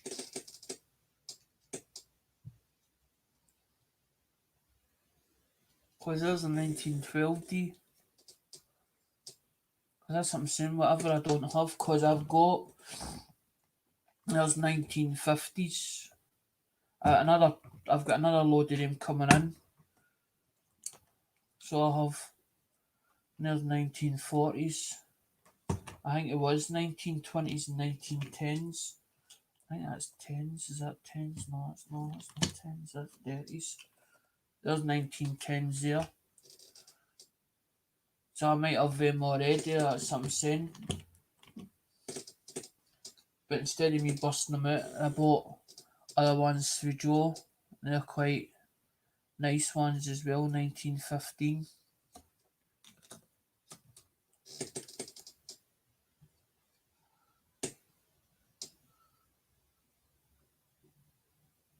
There's 1909p. There's 1909p. So it is. It's not in bad shape. A nice one too. Somewhere. It's telling me, what's that, 72,000. It's just, looks like 72,000. I'm not sure if that's 72,702 and 618. I'm obvious with numbers. There's 1914. I know I don't see the people on the thing on the YouTube side. Aye, but they're getting more as they run them numbers down, Andrew. The numbers will start getting less and less and less each time because they'll find the ones where they are really in rough shape. Nobody. I don't know if nobody. I don't think it's nobody wants them. They just don't appreciate them when they're sort of the rough shape ones. They don't appreciate them as much. It's sort of when you see the nicer ones, but then they're kept in like books and that. There's a lot of them that's still out there.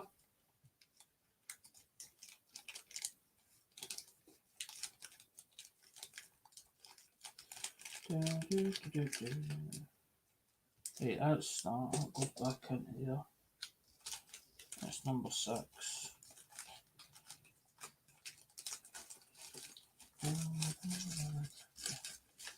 Right, that's nearly that's was the second last one, and that's the down with the very last one. So after this one, it'll be a case of bye. Oh, Bobby. But I was trying to pick out the ones that nobody's actually seen yet. Because I was trying to figure out what ones I'd opened, which ones I hadn't opened yet. Because as I said, that box is not getting opened till the next one comes in. That's what I'm saying. I'm waiting for the other two coming in. So that's what I'm saying. Your stuff will be there because your old one for Coin Up. So was the Silver Elephant. Your old the Buffalo. The Buffalo Silver, and then you've your old two feet away back. There was 2 bits one night you bought, and I think it was 57. It was 57 or something like that, £57 or something. I think it was, as it was quite a bit because there was 2 items. There was 2 items that you actually I'm sure that you wanted. You said to me about them and then ding me. I got them. One was dearer than the other. One bit was dearer than the other. That's what I'm saying. I'm sort of trying to keep tally, Andrew, but as I said to you, just keep on top of me and remember me because the thing, mate, it's how long it takes to come in. It's not me that's holding it. It's not me that's holding it up. I could make it go quicker, but then, as in, there would only be a tiny box. End up, it's no. It's better it's better doing it that way in a big box of stuff at a time. That's what I'm saying. Just keep on top of it for me. And then if I hang me, and if I forget, or or if there's one, that's what Digby told me as well. See if there's one short, just pull me up in it. And say, there's a thing. There's one short, or there's a bit short. There's a bit short here. That's what I'm saying. As long as you don't try and pull all over my eyes, me and you got along like house and fire. Do you know what I mean? It's when people eyes in like eBay or whatever, and you're dealing with them, and they know the thing with they're pulling a flanker on you, and they try and chance their arm on it to get one over on you. And you're like, but why can't you just be honest with me? If you didn't get it, or there's one that's short, or something that's short, tell me and I'll fix it. Because I'm like that with people. Sometimes you get the odd customer that you can't. It doesn't matter what you do for them. You cannot please them, and you try every way possible. And it's like hitting your head against a brick wall, and you're talking to them, and you're trying to be plausible with them without losing it. But it was like my dad. My dad would get a feel of somebody. He could tell. He could tell when somebody was telling him tales. My dad used to tell My dad used to tell white lies because as she used to say, you don't tell a customer everything, and you're there to make profit out of things. But this channel is not about, as George says last night. That's why George is actually gifting me some stuff, and the reason is because he feels that I've said the right things to him, and he realizes that I'm part of a really community that is very well liked because obviously the way that I deal with people. But I don't know I've got that gift. I don't know I've got that gift. Sometimes I don't even realise that I'm doing it. I'm doing it half the time. I just do it because that's the way I am. It's coming from the heart. Everything's coming from the heart. It's like me writing something. I'm trying to think about it, and it's writing from the heart. And it's me. It's not me pacifying anybody. It's not me making people feel better. It's me. It's just the way I am. I'm not one for. It's like when the marriage broke up and people were like telling me, "You've got to look after yourself. You should be putting yourself first."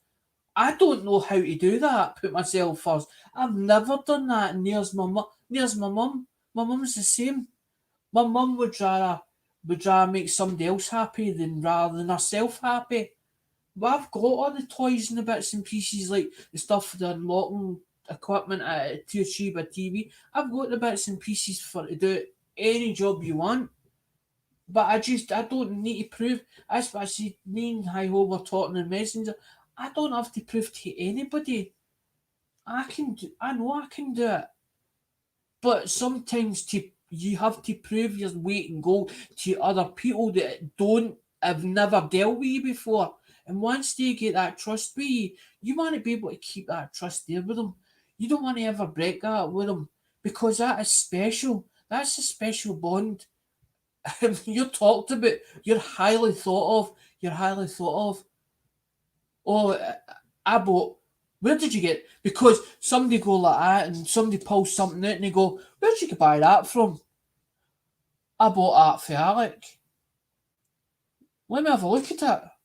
They look at it and study it and they go, "That's nice stuff. Much do you pay for that?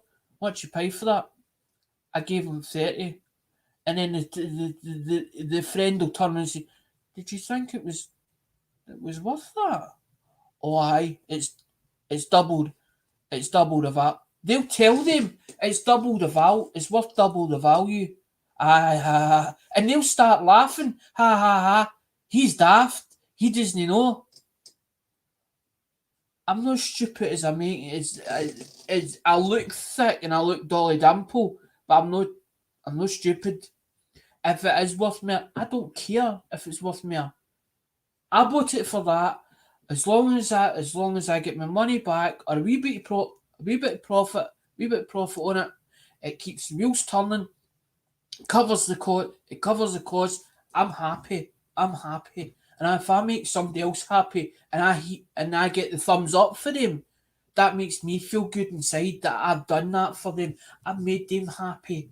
I've secured another I've secured another client to my bow, and he'll go and tell somebody else, and then he tells somebody else, and it goes on like that. But see, when you do a bad deal, you'll know about it because they'll tell them, stay clear of him. Don't even get near him. And that's, you've got to do a lot of making up today to make it to make it good again. It takes a long time for that to happen. I tend not to do that with customers. I tend to give them a wee bit extra. That's how Andrew, sometimes I'll throw you in a wee bit extra, or I'll see you sort of going hum and hawn, or the way you're acting on a message to me. I can tell. Didn't want to really pay that. But instead of you saying that to me, if you say, I didn't really want to pay that for it. If I know what I need to pay for stuff, then I know, oh, I can get a wee bit of extra time me as long as just a wee bit of touch extra. That's how I say to you, if you give me, if you want me to bid for you and you tell me sort of your budget, I can work in between that budget and I'll try and get you the best for your budget. As in no spend on it, because I'm like that. My dad was like that. My dad used to deal with, my dad had 6 other dealers. He used to go down to London, and what he used to do was he would get a phone call. Right, Gordon, you've got such and such a motor. We need that motor. Can you send it? Because what they used to do was, if, say, for instance, a motor wasn't selling at one showroom, they would take it, somebody would drop it off to another showroom, to somebody that he knew. So they'd put it in his showroom and take something of his and pass it back. And that's what they done. But there was six of them involved in it. My dad told me the story. There was 6 involved in it. He used to go down to London. My dad used to bring 12 at a time. But that was when me back in the 60s, when the times were good. That was like Cadillacs, Pontiac, stuff like that. It was all sort of your classics, as in Morris Marinas stuff. So a lot of this classic stuff has gone buried. I've seen some of it. I watched a video cut a week during the week. They were doing exploring, and they were doing this. Looked like a mine hole. It looked like a mine hole. They were doing this mine hole. There was 1,000 cars basically rusting away, and they were actually on top. They were sitting on top of each other. It looked as if somebody had dug a hole and just went woof down this hole, and they were all piled on top of each other, or something had caved in, and basically they'd fell in. But it was all older stuff, like old estate cars and stuff like that. And I thought, what a shame. And I'm thinking to myself, what a shame. What a poor shame. Because that's what I'm saying. I've been in the motor trade since I was 8. I didn't even, my dad told me I was used to sit in a Jaguar at Ingliston. Now, I don't remember far back as that, but I do remember when I was 8, my dad had motors at the house, as in for the door, actually on the street. Used to do them at the street. And then he started when he started kicking up a fuss, he started taking them to John's, where he worked as a self-employed. And that's when I used to give him a hand at the weekends and that. And then it ended up that I worked alongside him. I've got hundreds of stories to tell about cars. But we're not into cars anymore. Because Dad's passed on and I've not a driving licence, there's no point in me driving cars. I can still fix them. If somebody asks me in the street, can you do that job? No problem. How long it's going to take? A couple of hours. It might be a full day. Because sometimes you get the odd bolt, you get the odd bolt, and you can't get it off, and down the engine, and you use a bar on it or whatever, or a ratchet, and the ratchet breaks on you, and then you end up with have to put a spanner on it, and you're fucking banging it and all sorts to try and get it off. It's always the last one that always is the one that you can't get off, and then you get to time and you're thinking, do I cut and then you're sitting there going, "Do I cut it off, or do I do this with it?" You're trying to think all possibilities without destroying it. So you get 2013. That's Woodrow Wilson. That's Woodrow Wilson, and that's on the back here is the American dollar. That's 2013s. 2012s, which is Grover Cleveland. Is that one? American one. The bag fell. The bag fell. Where did it fall? I don't know. There it fell there. The bag fell down there. Sometimes you see some of them. Some of them you don't buy. Some of them came in sets, but you don't buy the full set. So you end up buying singles, and then you get. Sometimes at Joe's you'll get the odd one that'll be 2013 or 2014, and then you maybe get like, so you might put like, it'll maybe be like in a four pile up, so it might be like 2013. There's two 2013 S's. But I might have what'll have happened is I'll have probably bought them like in a 4. Because that's what I kept telling them, will you put more up? If you put more up, I'm going to keep bidding. So it's probably like a 4 lot. So what I'll have done is like 2013 S, another 2013 S, because there's William Howard, and then you've got William McKinley proof. So it'll be 2013 S. That's one that says proof on it, and then you've got the Aussie proof, but or the ones.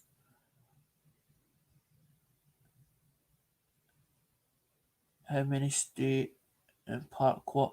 I don't know, Andrew, but if I haven't got them, I can get them. We can get them off either. We get them off because I started back. Do you know where I've started buying some stuff off again? Lewis, Cheapskate. I don't know if I told you about Cheapskate. I bought. What did I buy the other day? I bought 2017. No, sorry, not 2017. 2007 Bison, a Bison roll, Bison nickel roll. I paid $5 for that, and then I bought the ones that you see about. I've got more rolls than Greg's. 1 cent. I got them for $3. I bought them for $3 each. So either we need to go to either Cheapskate. Coin ops would be dearer for to buy the quarters, but if it's just standard run of the mill, we'll get them for a half decent price. Or we'll get them so we'll get them here for 4 places. So if I don't, because I might not have the ones that you're looking for, because I need some as well to keep my own collection. Because the Sacagaweas, I've got a full set of it. It's Sacagaweas, I've got a box that's my own collection. There's a box one. I've got that. It's a full set. It's like all different year dates. So I've got that one, Sacagawea. The Susan B. Anthony's, I've got them. And then you've got this one. I'm thinking of actually parting with that one, the Sacagawea one, but that's for 2000, that one.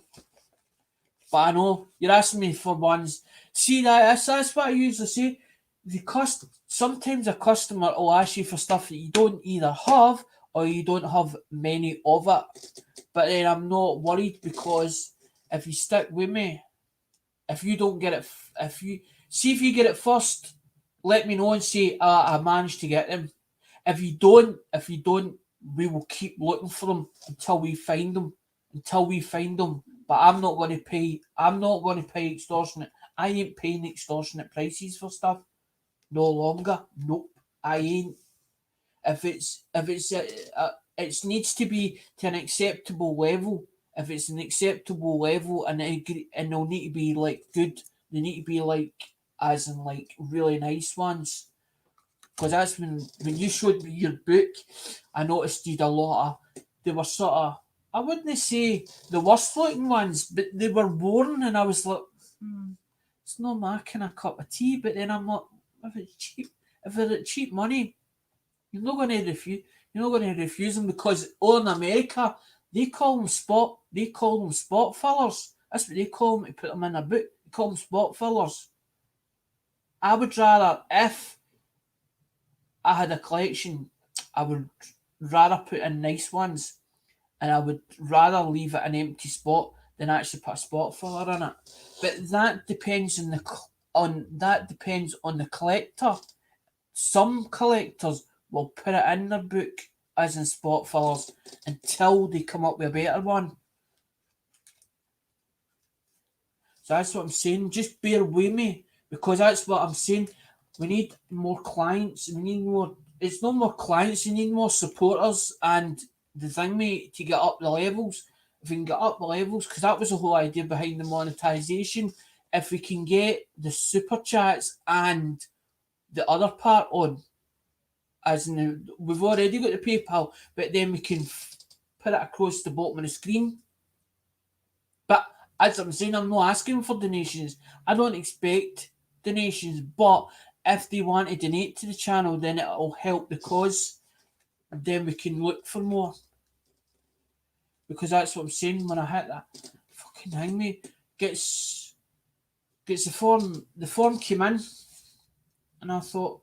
So I just thought it was a standard letter. Opens it up. Fucking. I hate forms. As in especially official forms. I hate them. Fucking looked at me. I was like, this is going to be another case of March again, as when they confiscated it. I'm like, for fuck's sake. And then Mum's like that, but they haven't changed, and she's like, I'm not back to 21st. I says, Mum, I says, the thing with the paperwork is going to be back for the 25th.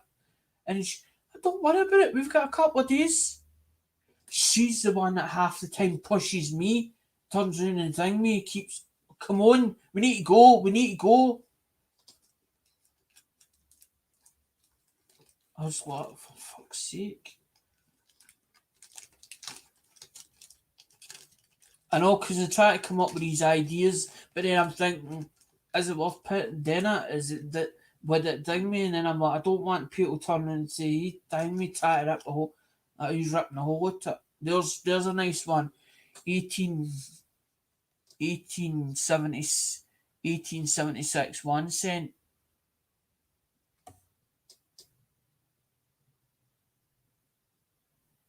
But she's got damage to her face. Scratches on her face. She's got scratches on her face. That's when thing with the 1 cents. That sometimes they're dear to buy them 1 cents, and some of them you don't get them, and because that'll be fine. They're fine scratches, but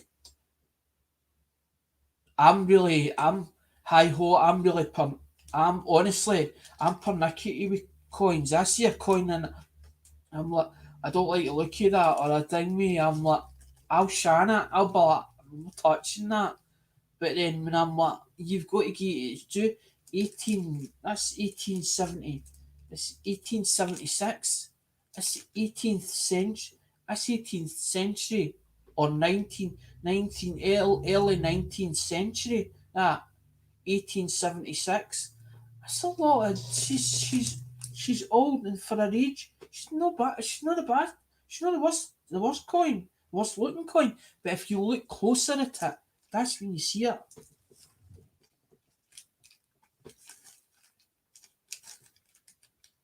I know Kaiho's like, that's a very nice coin. I probably am, but when that's what I'm saying, you look it up close, I'm like, but it's only that's what I'm saying, it's not fine. I saw one. I can't remember what coin it was on, where it was a one sensor, but I'm looking at it and it had a dirty, honest to God, it had a dirty great gouge, it had a dirty great gouge in it. And I'm looking at it and I'm thinking, how the hell did that manage to get there? It looked as if somebody had stuck a knife and run it through it. And I'm like, and I was like, it was nice, it's high was it was nice looking, but the gouge was really bad in it. And I was like, that's deep. I was like, that's a deep gouge in that. I was like, Some people would have been like, do you know what I mean? Some people like Gates, it's got its details, no right? Aye, it's got its details, but it's got a dirty great as in gouge right up in it. It was right through it, right through the face, as in no, right up it. I was like, but then it was because of the gouge. It was somebody valued it at its right money. It's right money. But it just wasn't appealing. It just wasn't appealing to me. It wasn't appealing as much.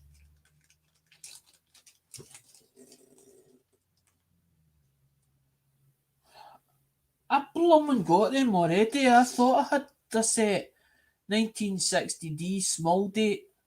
I blooming buying them these ones.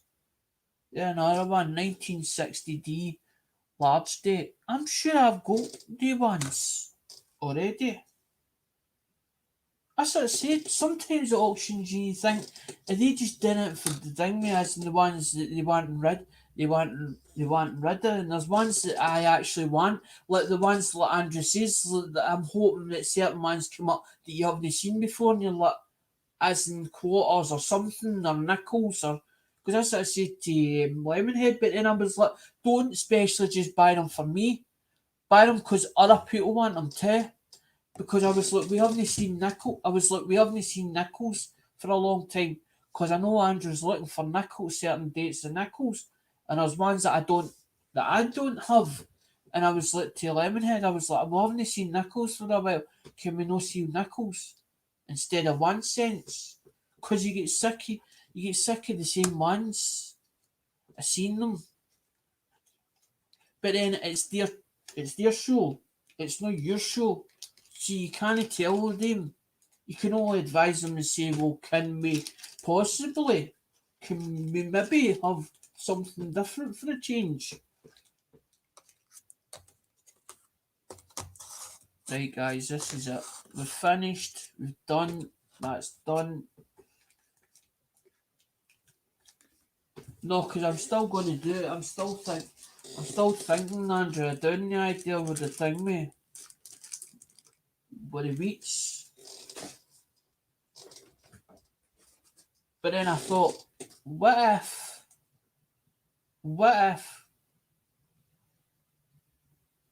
we done like as in between? And what I'm saying is, what if we done it in between? We take a couple of the cards and things because I'm going to tell you something, Andrew. See the scratch cards. You'll never believe how much I paid for the cards. They're only £3.50. They're only £3.50. They're only £3.50 each. No problems. Hi ho. They're only £3.50 each. I think they come in tens or something. Tens or 15. They come in tens or 50.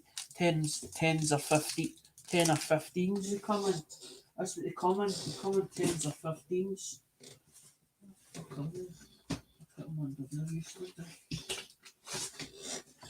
They come in tens or 15s.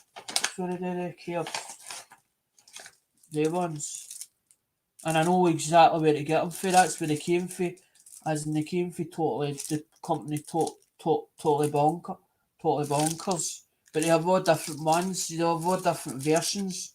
You have wacky races. You have ones with footballs and cats. There's all different ones. That's what I said to you. I will. The next package you get, I probably. That's what I done with Dale. I was like, hang me. I sent him three. I sent him three of them brand new and put on the back of them. Come up, come up with some kind of idea for these because I want to see different ideas of what people come up with. Because then you down me because you always think it's not you copycat it. You sort of hang me see an idea and you think I can adapt that idea. I can adapt it for to suit myself. But if you don't see an idea, you're not sure about it, and you keep wondering, is it worth doing it? Will I do it? But then if you don't try it, how do you know it works? You don't. It's like Hi Ho done designs, and then he's doing the Amazon affiliate, as and he needs like I think he said 3 customers or something to get us to 3 sales to get the affiliate link, and then he spent money again for as an advertising on that Karen, and all it costs money.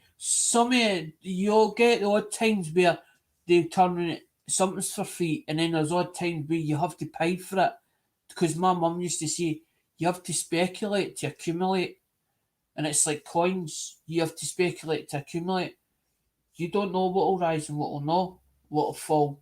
It's like stock market or the stock market and shares. You could buy the shares of Mora, and they you look the paper, and at last the next 2 days, everything looks hunky dory. In a week's time, the shares money, the price of the share you paid for them goes down. It's the same with coins. They're the same. They up and down like a ladder. It's the same as silver and gold, and that's why a lot of people stack because what they do is they stack it when it's low, and then when it goes high, they sell it. They sell it, and it's the same with gold. It fluctuates as well. The price it goes up and down. The only reason I know because I've played with it. I've actually played with it. I've actually played with it. I know, I think me, I tell Hi Ho because he's like that, and he says, "Is it all right to look at your friends list?" Like I was like, "Dang me," because I was like, I'm trying to. Hi Ho's been a good friend of mine. He has been for the last year and a bit. I met him through, as I say, I met him through Lemonhead, and what they used to do was there used to be a chat.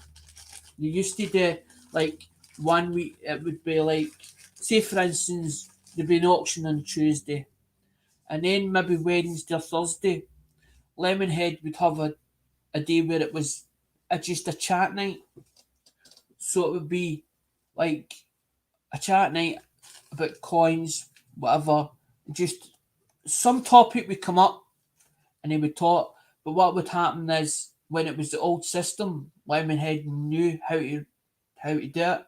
So we bring Hi Ho and stuff up. So I've never met Hi Ho in person, but I have seen him on video camera.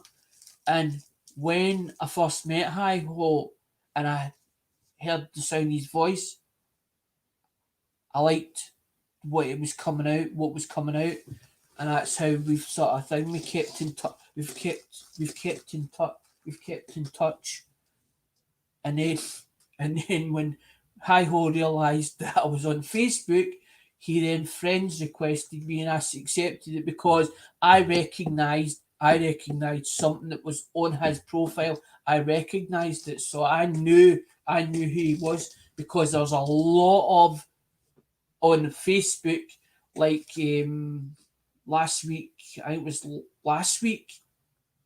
Mike Wolf, his account was actually duplicated. It was cloned. It was cloned, and nobody knew which one was which because there was a friends request sent, but there was an old account.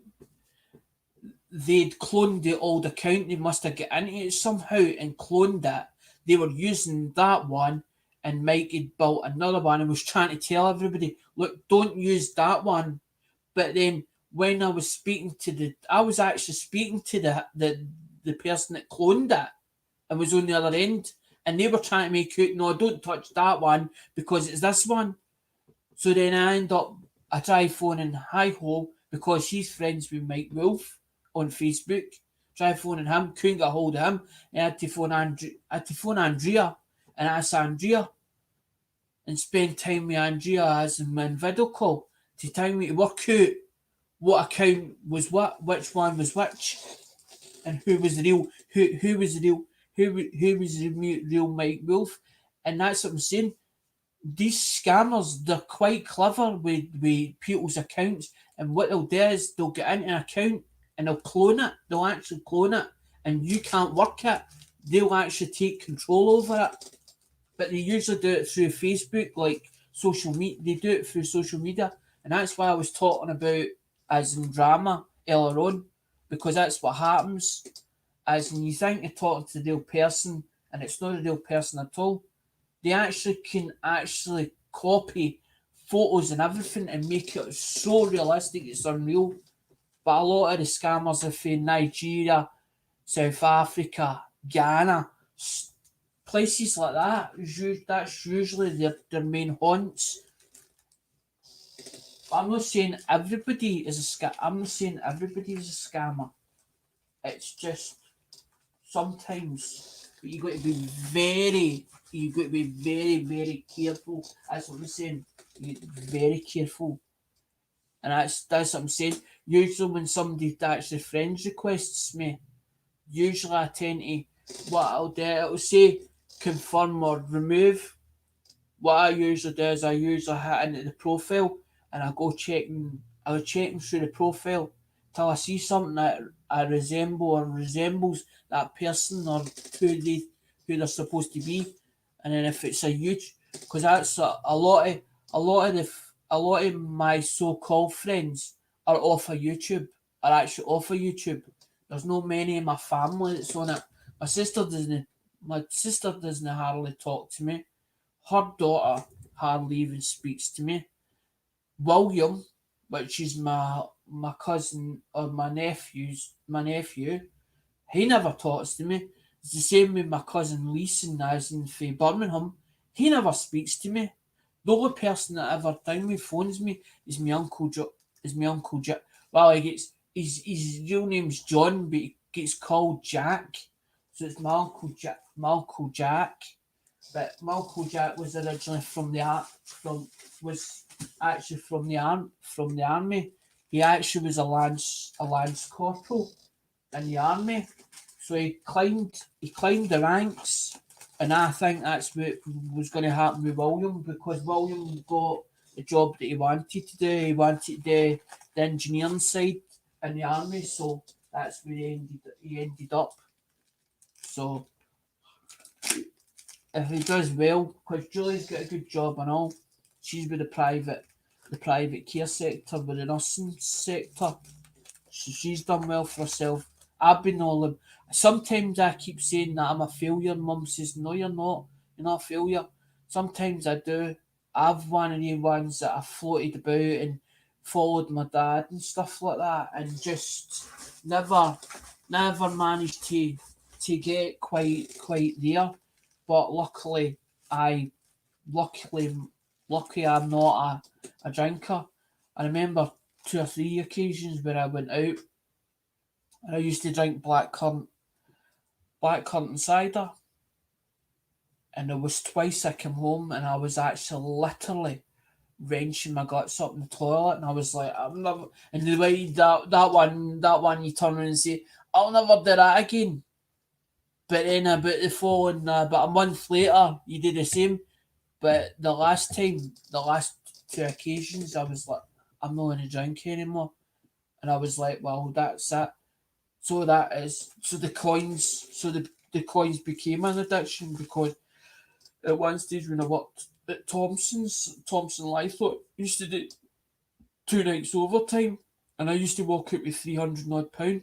I end up putting it in a fruit machine. I end up going to bookies. End up a fruit machine. And then when I met my ex. There was one time we went to the arcade place. I ended up nearly spending a fortune, and that's when we had the kids. and my ex actually she was as in ripping strips at me that night, but we managed to eat. And I says to her, I says, you need to keep care of the finances. So she only gave me so much of the money that we got in. And that's what made me realise, that made me stop. It was the kids that actually made me stop, because it was one day in particular, she didn't have much money on her. And I used to get 40 quid off her a fortnight. And funny enough, I had money left in my pocket. We were just lucky I had money left in my pocket, because I used to keep it by. Whenever I'd always, like, I get my fags and they hang me, but I would actually budget everything. Everything was on a budget, so I'd be like £10 a credit my phone.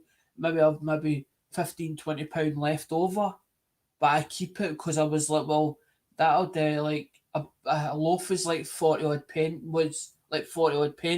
A can of beans are like, the cheapest beans are like 25 pence.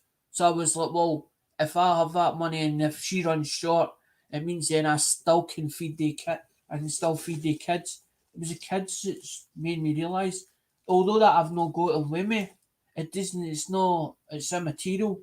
It's still, they're still my flesh and blood.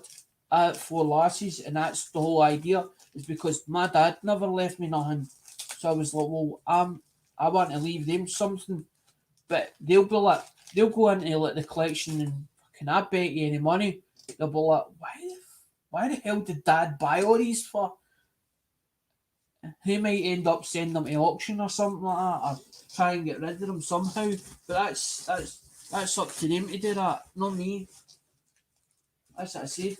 That's why I thought about them, and I thought, well, because I'm not building. I ain't building a set for all four of them. I'm only building one set, and that's it. And they can fight. The four of them can get in that cupboard or whatever and fight out it wherever I end up. As in the last house I'm in, and the four of them can fight out it. They can fight out it. I ain't doing it.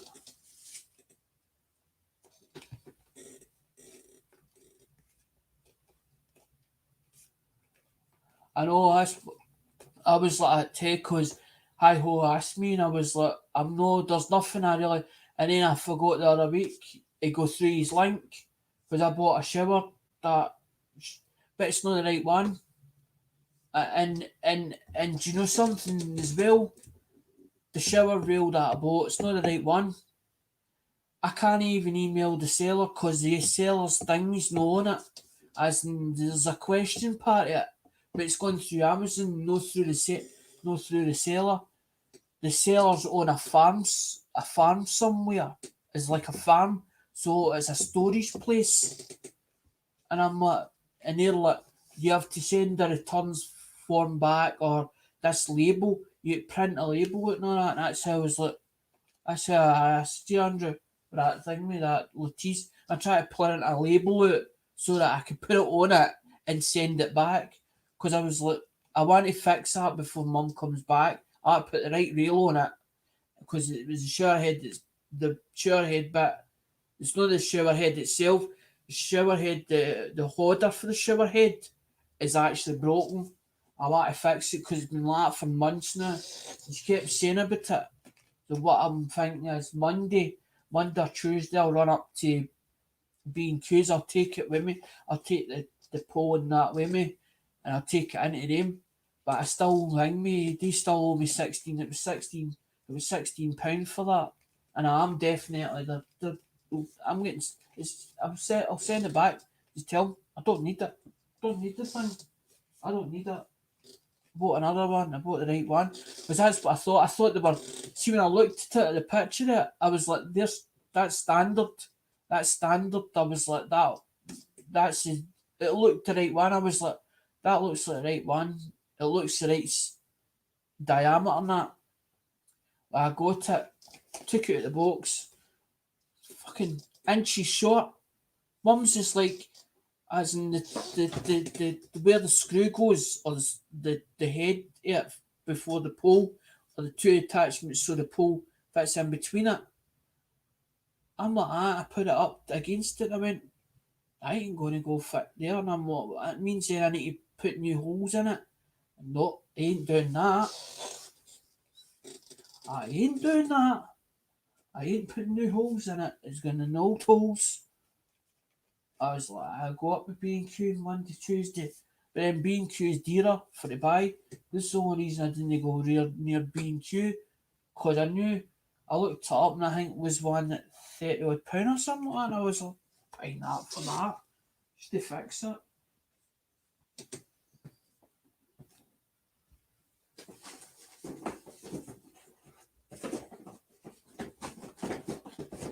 Okay, and here we go.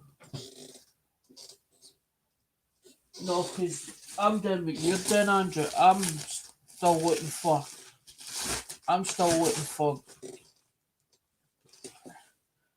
as I'm saying, you're looking for nickels and so am I. I'm looking for nickels for, because there are all these species in that book. There's all these species in that book. Because there's one that's missing there. There's ones that's missing there. And there's ones that are missing there as well. So I'm looking for the ones. I might have them, but I'm not buying them yet until I start looking for them first. Until I start looking for them first in my own collection, first of what I've got. And it's the same as the ones, because some of them are species in that too. I don't like them in albums, but I'll keep them good, because that'll finish the thing with the albums, and then they can get planked up. They can all get planked. They can all get planked away. I see you, hi ho, you're back. I'm going to just go shortly. I'm just finishing up. But that's what I'm saying, because you're saying about the quarters, because that's what I'm trying to do. I'm trying to build a set for all the different ones, like the quarters, the Sacagawea. I've built the ones for the I've not got a proof set with the Sacagaweas in it. I've got a full set. It's like a case. It's a case with all the plastic capsules. They're all in plastic capsules. It's the way they came in a full set, but they're all the years all the way through. The Sacagaweas, the same as the Susan B. Anthony's, because that's what I says. The Sacagawea's underrated, and so is the Dingman, and so is the Susan B. Anthony's. The Susan B. Anthony's, and I've got. I'll show you in a minute. I've got. Where is it? Is it in this box here? Is it this one? This one here? I think it's this one.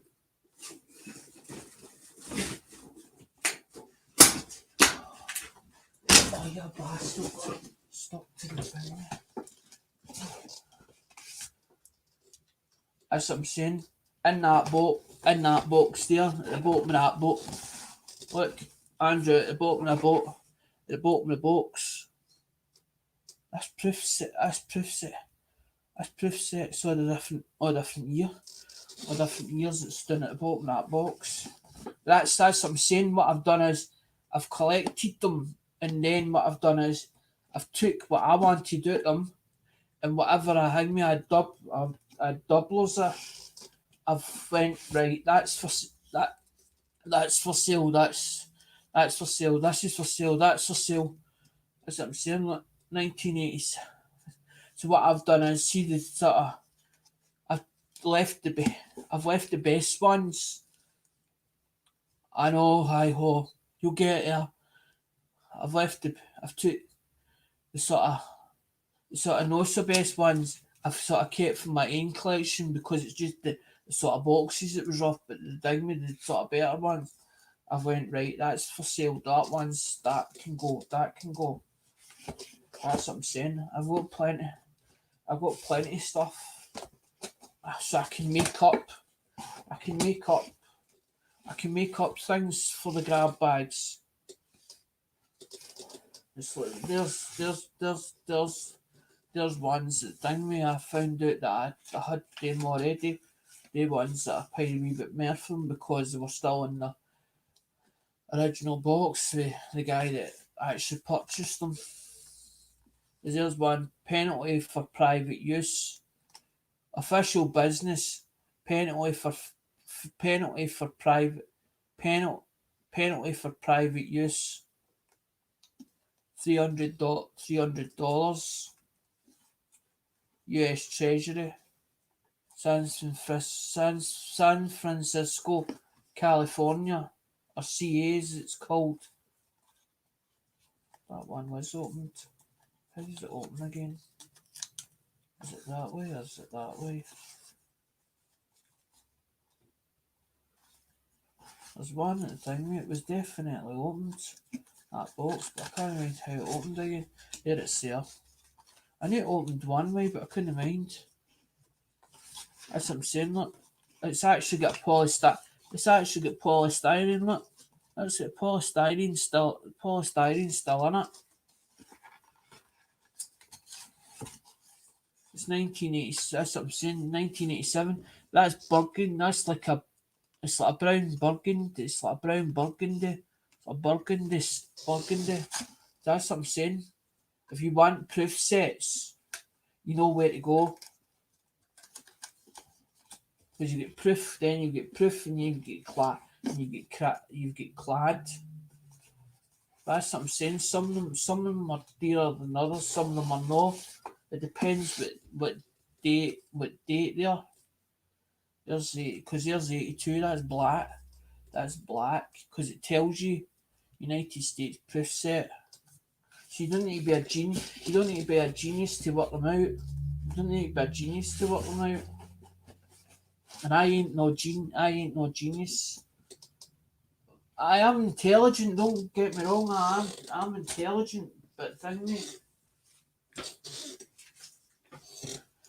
Because it was like thing me when Andrew says. Because they're a bit. These are worth a couple of dollars each. These.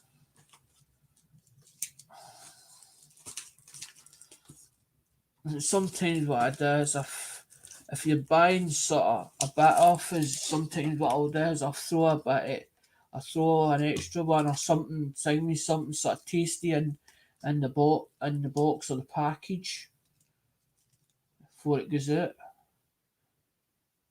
Because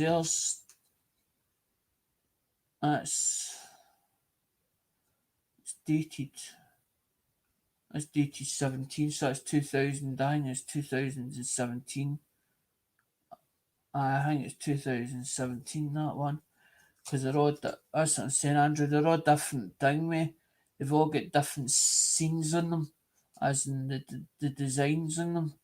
And that's what I'm saying, they came for George. George is sending it's not toonies this time, it's elongated pennies, or what they call smash pennies. Some people call them smash pennies, some people call them elongated pennies.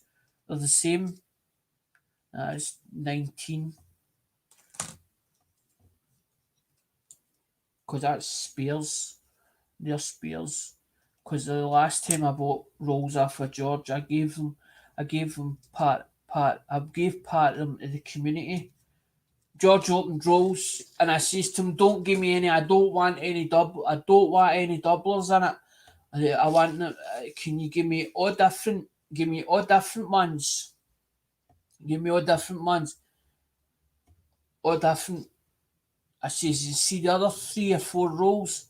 Give them to the community." I says to him, I says, "Ring me, I think about 6 rolls or something like that." And I says to him, I says, "Give me 3. Give me 3 rolls and give the 3 rolls to the community." But he done them on his channel, and they were they were sort of the doubler ones that was in there, because he said as many as he possibly could out of what I'd won out the rolls. But it cost him like 14. I was like 14.50. It cost him.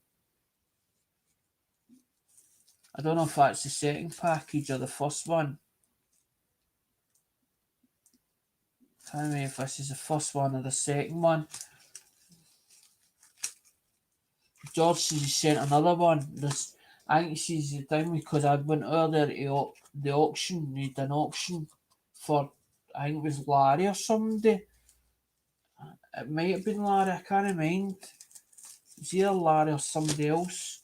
I went earlier that night and I says, because Victoria sent me an email saying them two that you gifted me, George isn't sent them, but I don't. I'm more worried about, as in because obviously I haven't got them, that you won't get them, so you've lost money. And I says, well, I gifted you them. I says, but just basically you have to. With George, it's one of the cases that you have to keep at him. You have to keep on top of him, as in, because if you don't, he'll forget. Because the first package he ever sent me, what happened was is he packaged it all up and it fell behind his cabinet and he couldn't find it. And he kept saying to me, and I was like, don't worry about it, because George is probably with George's friends with Lemonhead.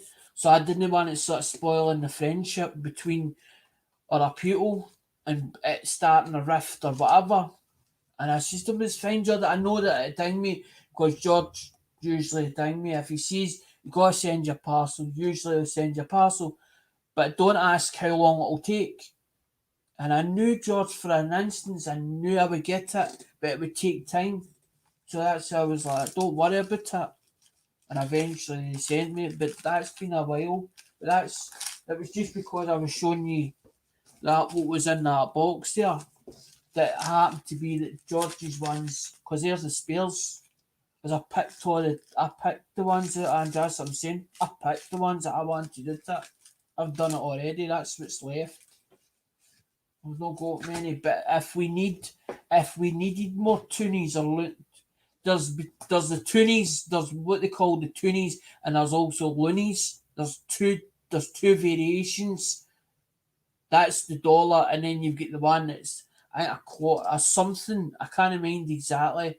George, if you go over to Find It Buried's channel, George knows the ins and outs about them. But that's where I acquired them for. And George is the thing with George is George is Canadian man, and the same way Yupa. Yupa's as Yupa as Amy, which has got the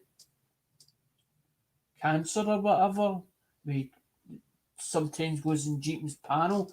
She's Canadian. If you want to know about Canadian coins, ask Yupa. Yupa knows her stuff. With Canadian, I just know about a bit of this and a bit of. I know about a bit of this and a bit of that.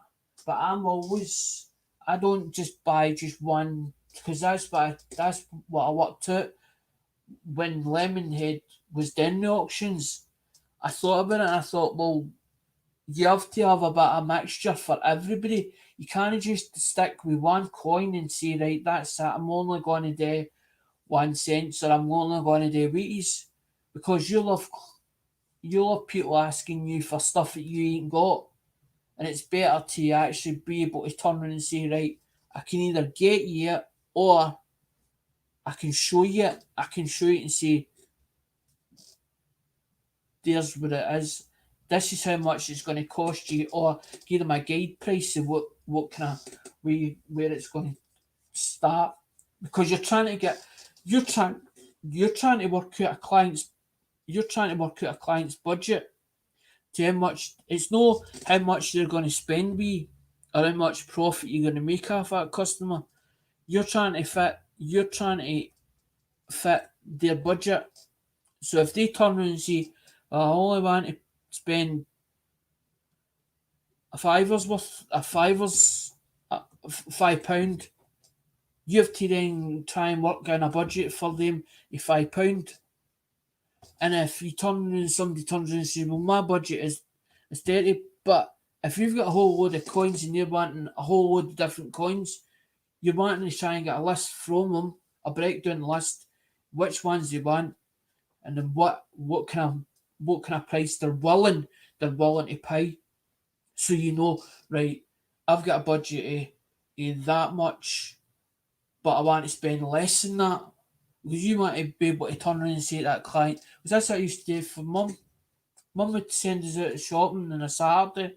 You know, that's what we used to do when my dad was still here. Then I was out for shopping. And she was buying the sort of dearer stuff.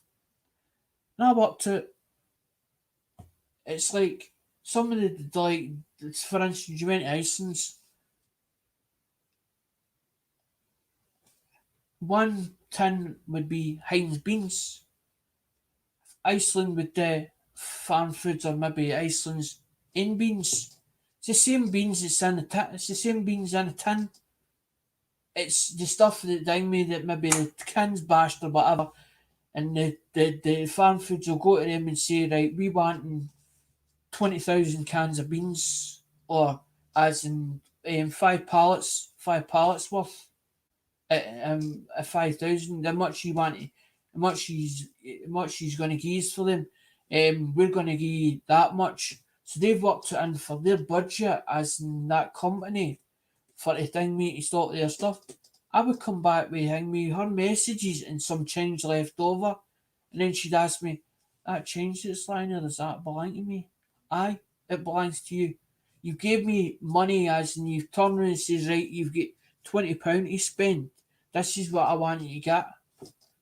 And usually I would have everything off the list, or we go down the list, bump, bump, bump, bump, bump, then double check it or 3 times check it before walking at that shop, and come back with change and leave a change on the table for her.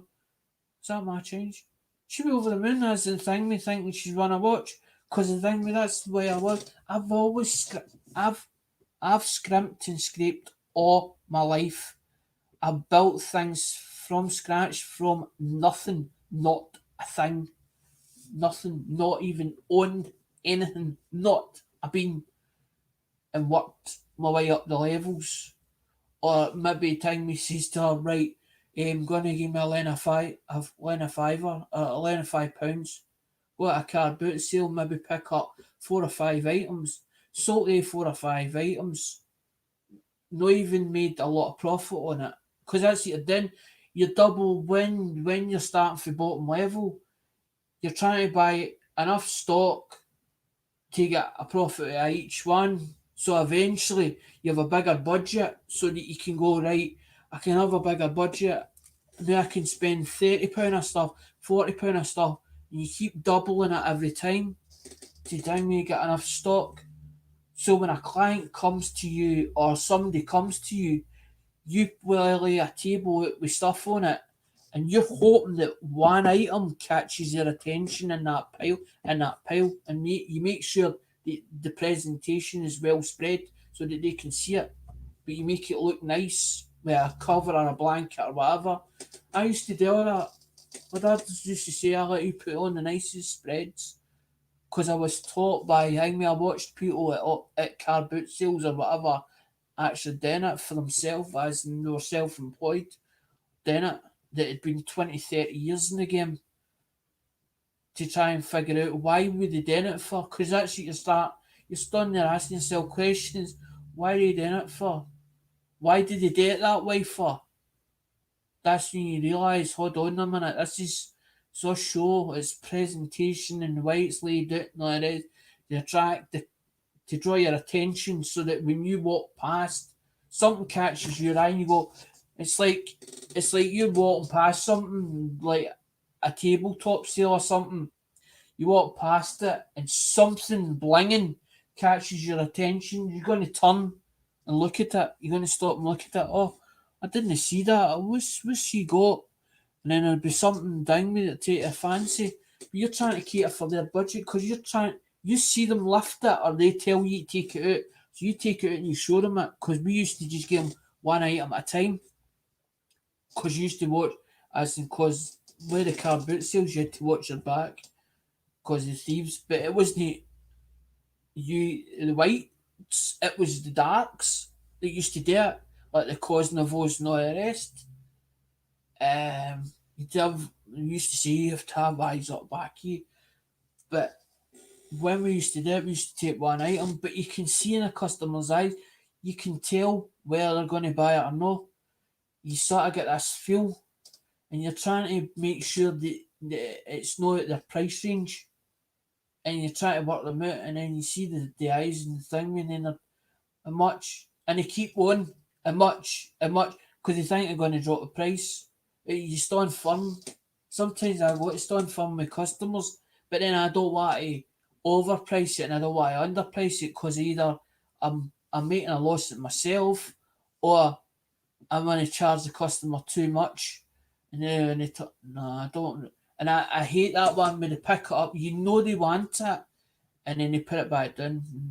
Time, and then they used to turn around and say to my dad, "Come back later." My dad used to put them away, and eventually there was one day my dad says, "No, I'm not putting these away. Put that back up on the table. He's not coming back. I'll be back in a because you get the. I'll be back in an hour. I'll be back in an hour and a time I come round to get that." Never see the person again because they don't. That's what I'm saying at auctions. The customers telling they're dictating the price when they're bidding for it.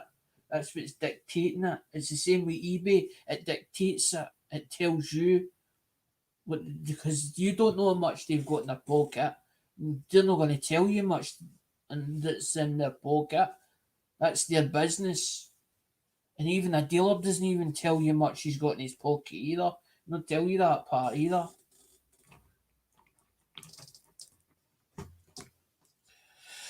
I know at five still watching. I was like, right, it's time to go. I've talked enough, and time to tidy up. That's what I'll do. Go and tidy up. I'll end the broadcast.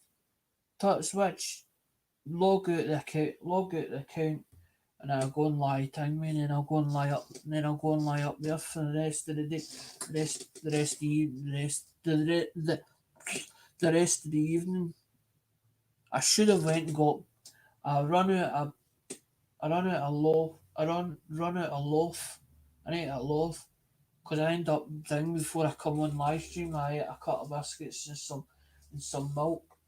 I kept saying yesterday. I went. I need to go out and get bread or whatever. Used all the bread the other night. Went. I've no bread now. I need to go out and bread. I can't be bothered going to shops. Can't be bothered going to shops. I go Monday or Tuesday. I just see what's in the cupboard and everything. With. No, hi ho, that's what I was telling you about. Cause anyway, as in that's one of them there. That's a raspberry Pi there. That's a Pi 4. That's a Pi 4. Cause that's the thing. We see that there. That's that's its memory,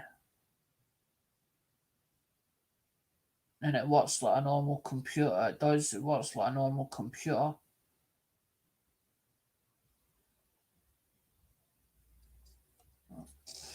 Two of them, one an arcade one and that one there. Because you end up the case costs the case actually costs you money as well. You buy that separate. The memory card as well. You get the board. They send you the board. I think it's the board and something else they send you.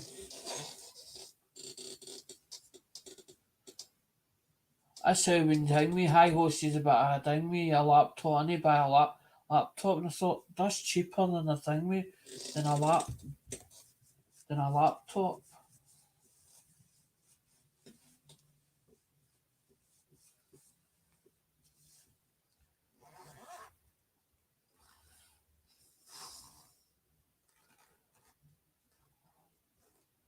No, because High host put on his timeline something about for Amazon. It's a crypto wallet. I don't know anything about cryptocurrency. The cryptocurrency. I know nothing about cryptocurrency and how it all works. Not that Karen, because um, Hi Ho was saying about the thing with Bitcoin crashed with that with Tesla, with Tesla just there, but something about the cryptocurrency. That's what I'm saying. I know nothing about cryptocurrency. That's why I tend to play about with physical. I tend to play about with physical stock because at least then my money's secure. My money's secure. I know because I don't play with something I don't know. I don't know nothing about. But I usually think me if I'm not sure about something, I'll go and investigate it because I want to know. I end up I'm nosy. I end up on what, and then when somebody tells you about something, you end up become curious about it because it's as if they're trying to sell it.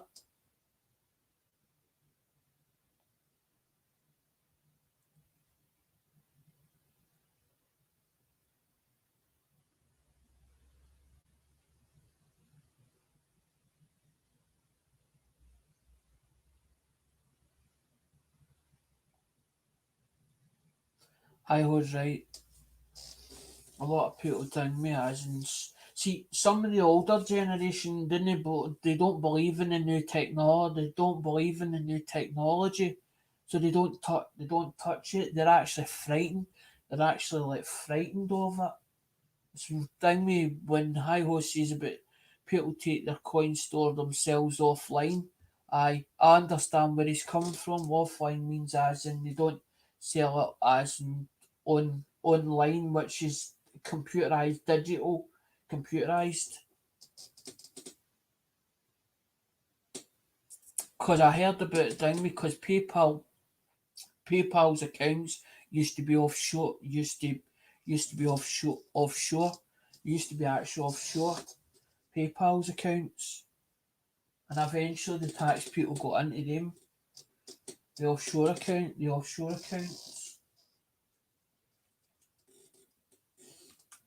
because they kept saying that thing with the people were hiding. But the government's a bugger as in for taking tax and tax VAT and all the rest of it for people, and they're hard. Some companies find them that thing with the government's so hard on them. It's not as if it's a bit of leniency in it. The thing with it's as if they put it down hard. Like, it's like taking it's like taking a hammer or a squeezer and down that to somebody right in their back, as as in the government themselves. No wonder people hide money and all sorts and all that carry on. I don't blame, I don't blame them. I honestly don't blame them. Right, guys. See you later.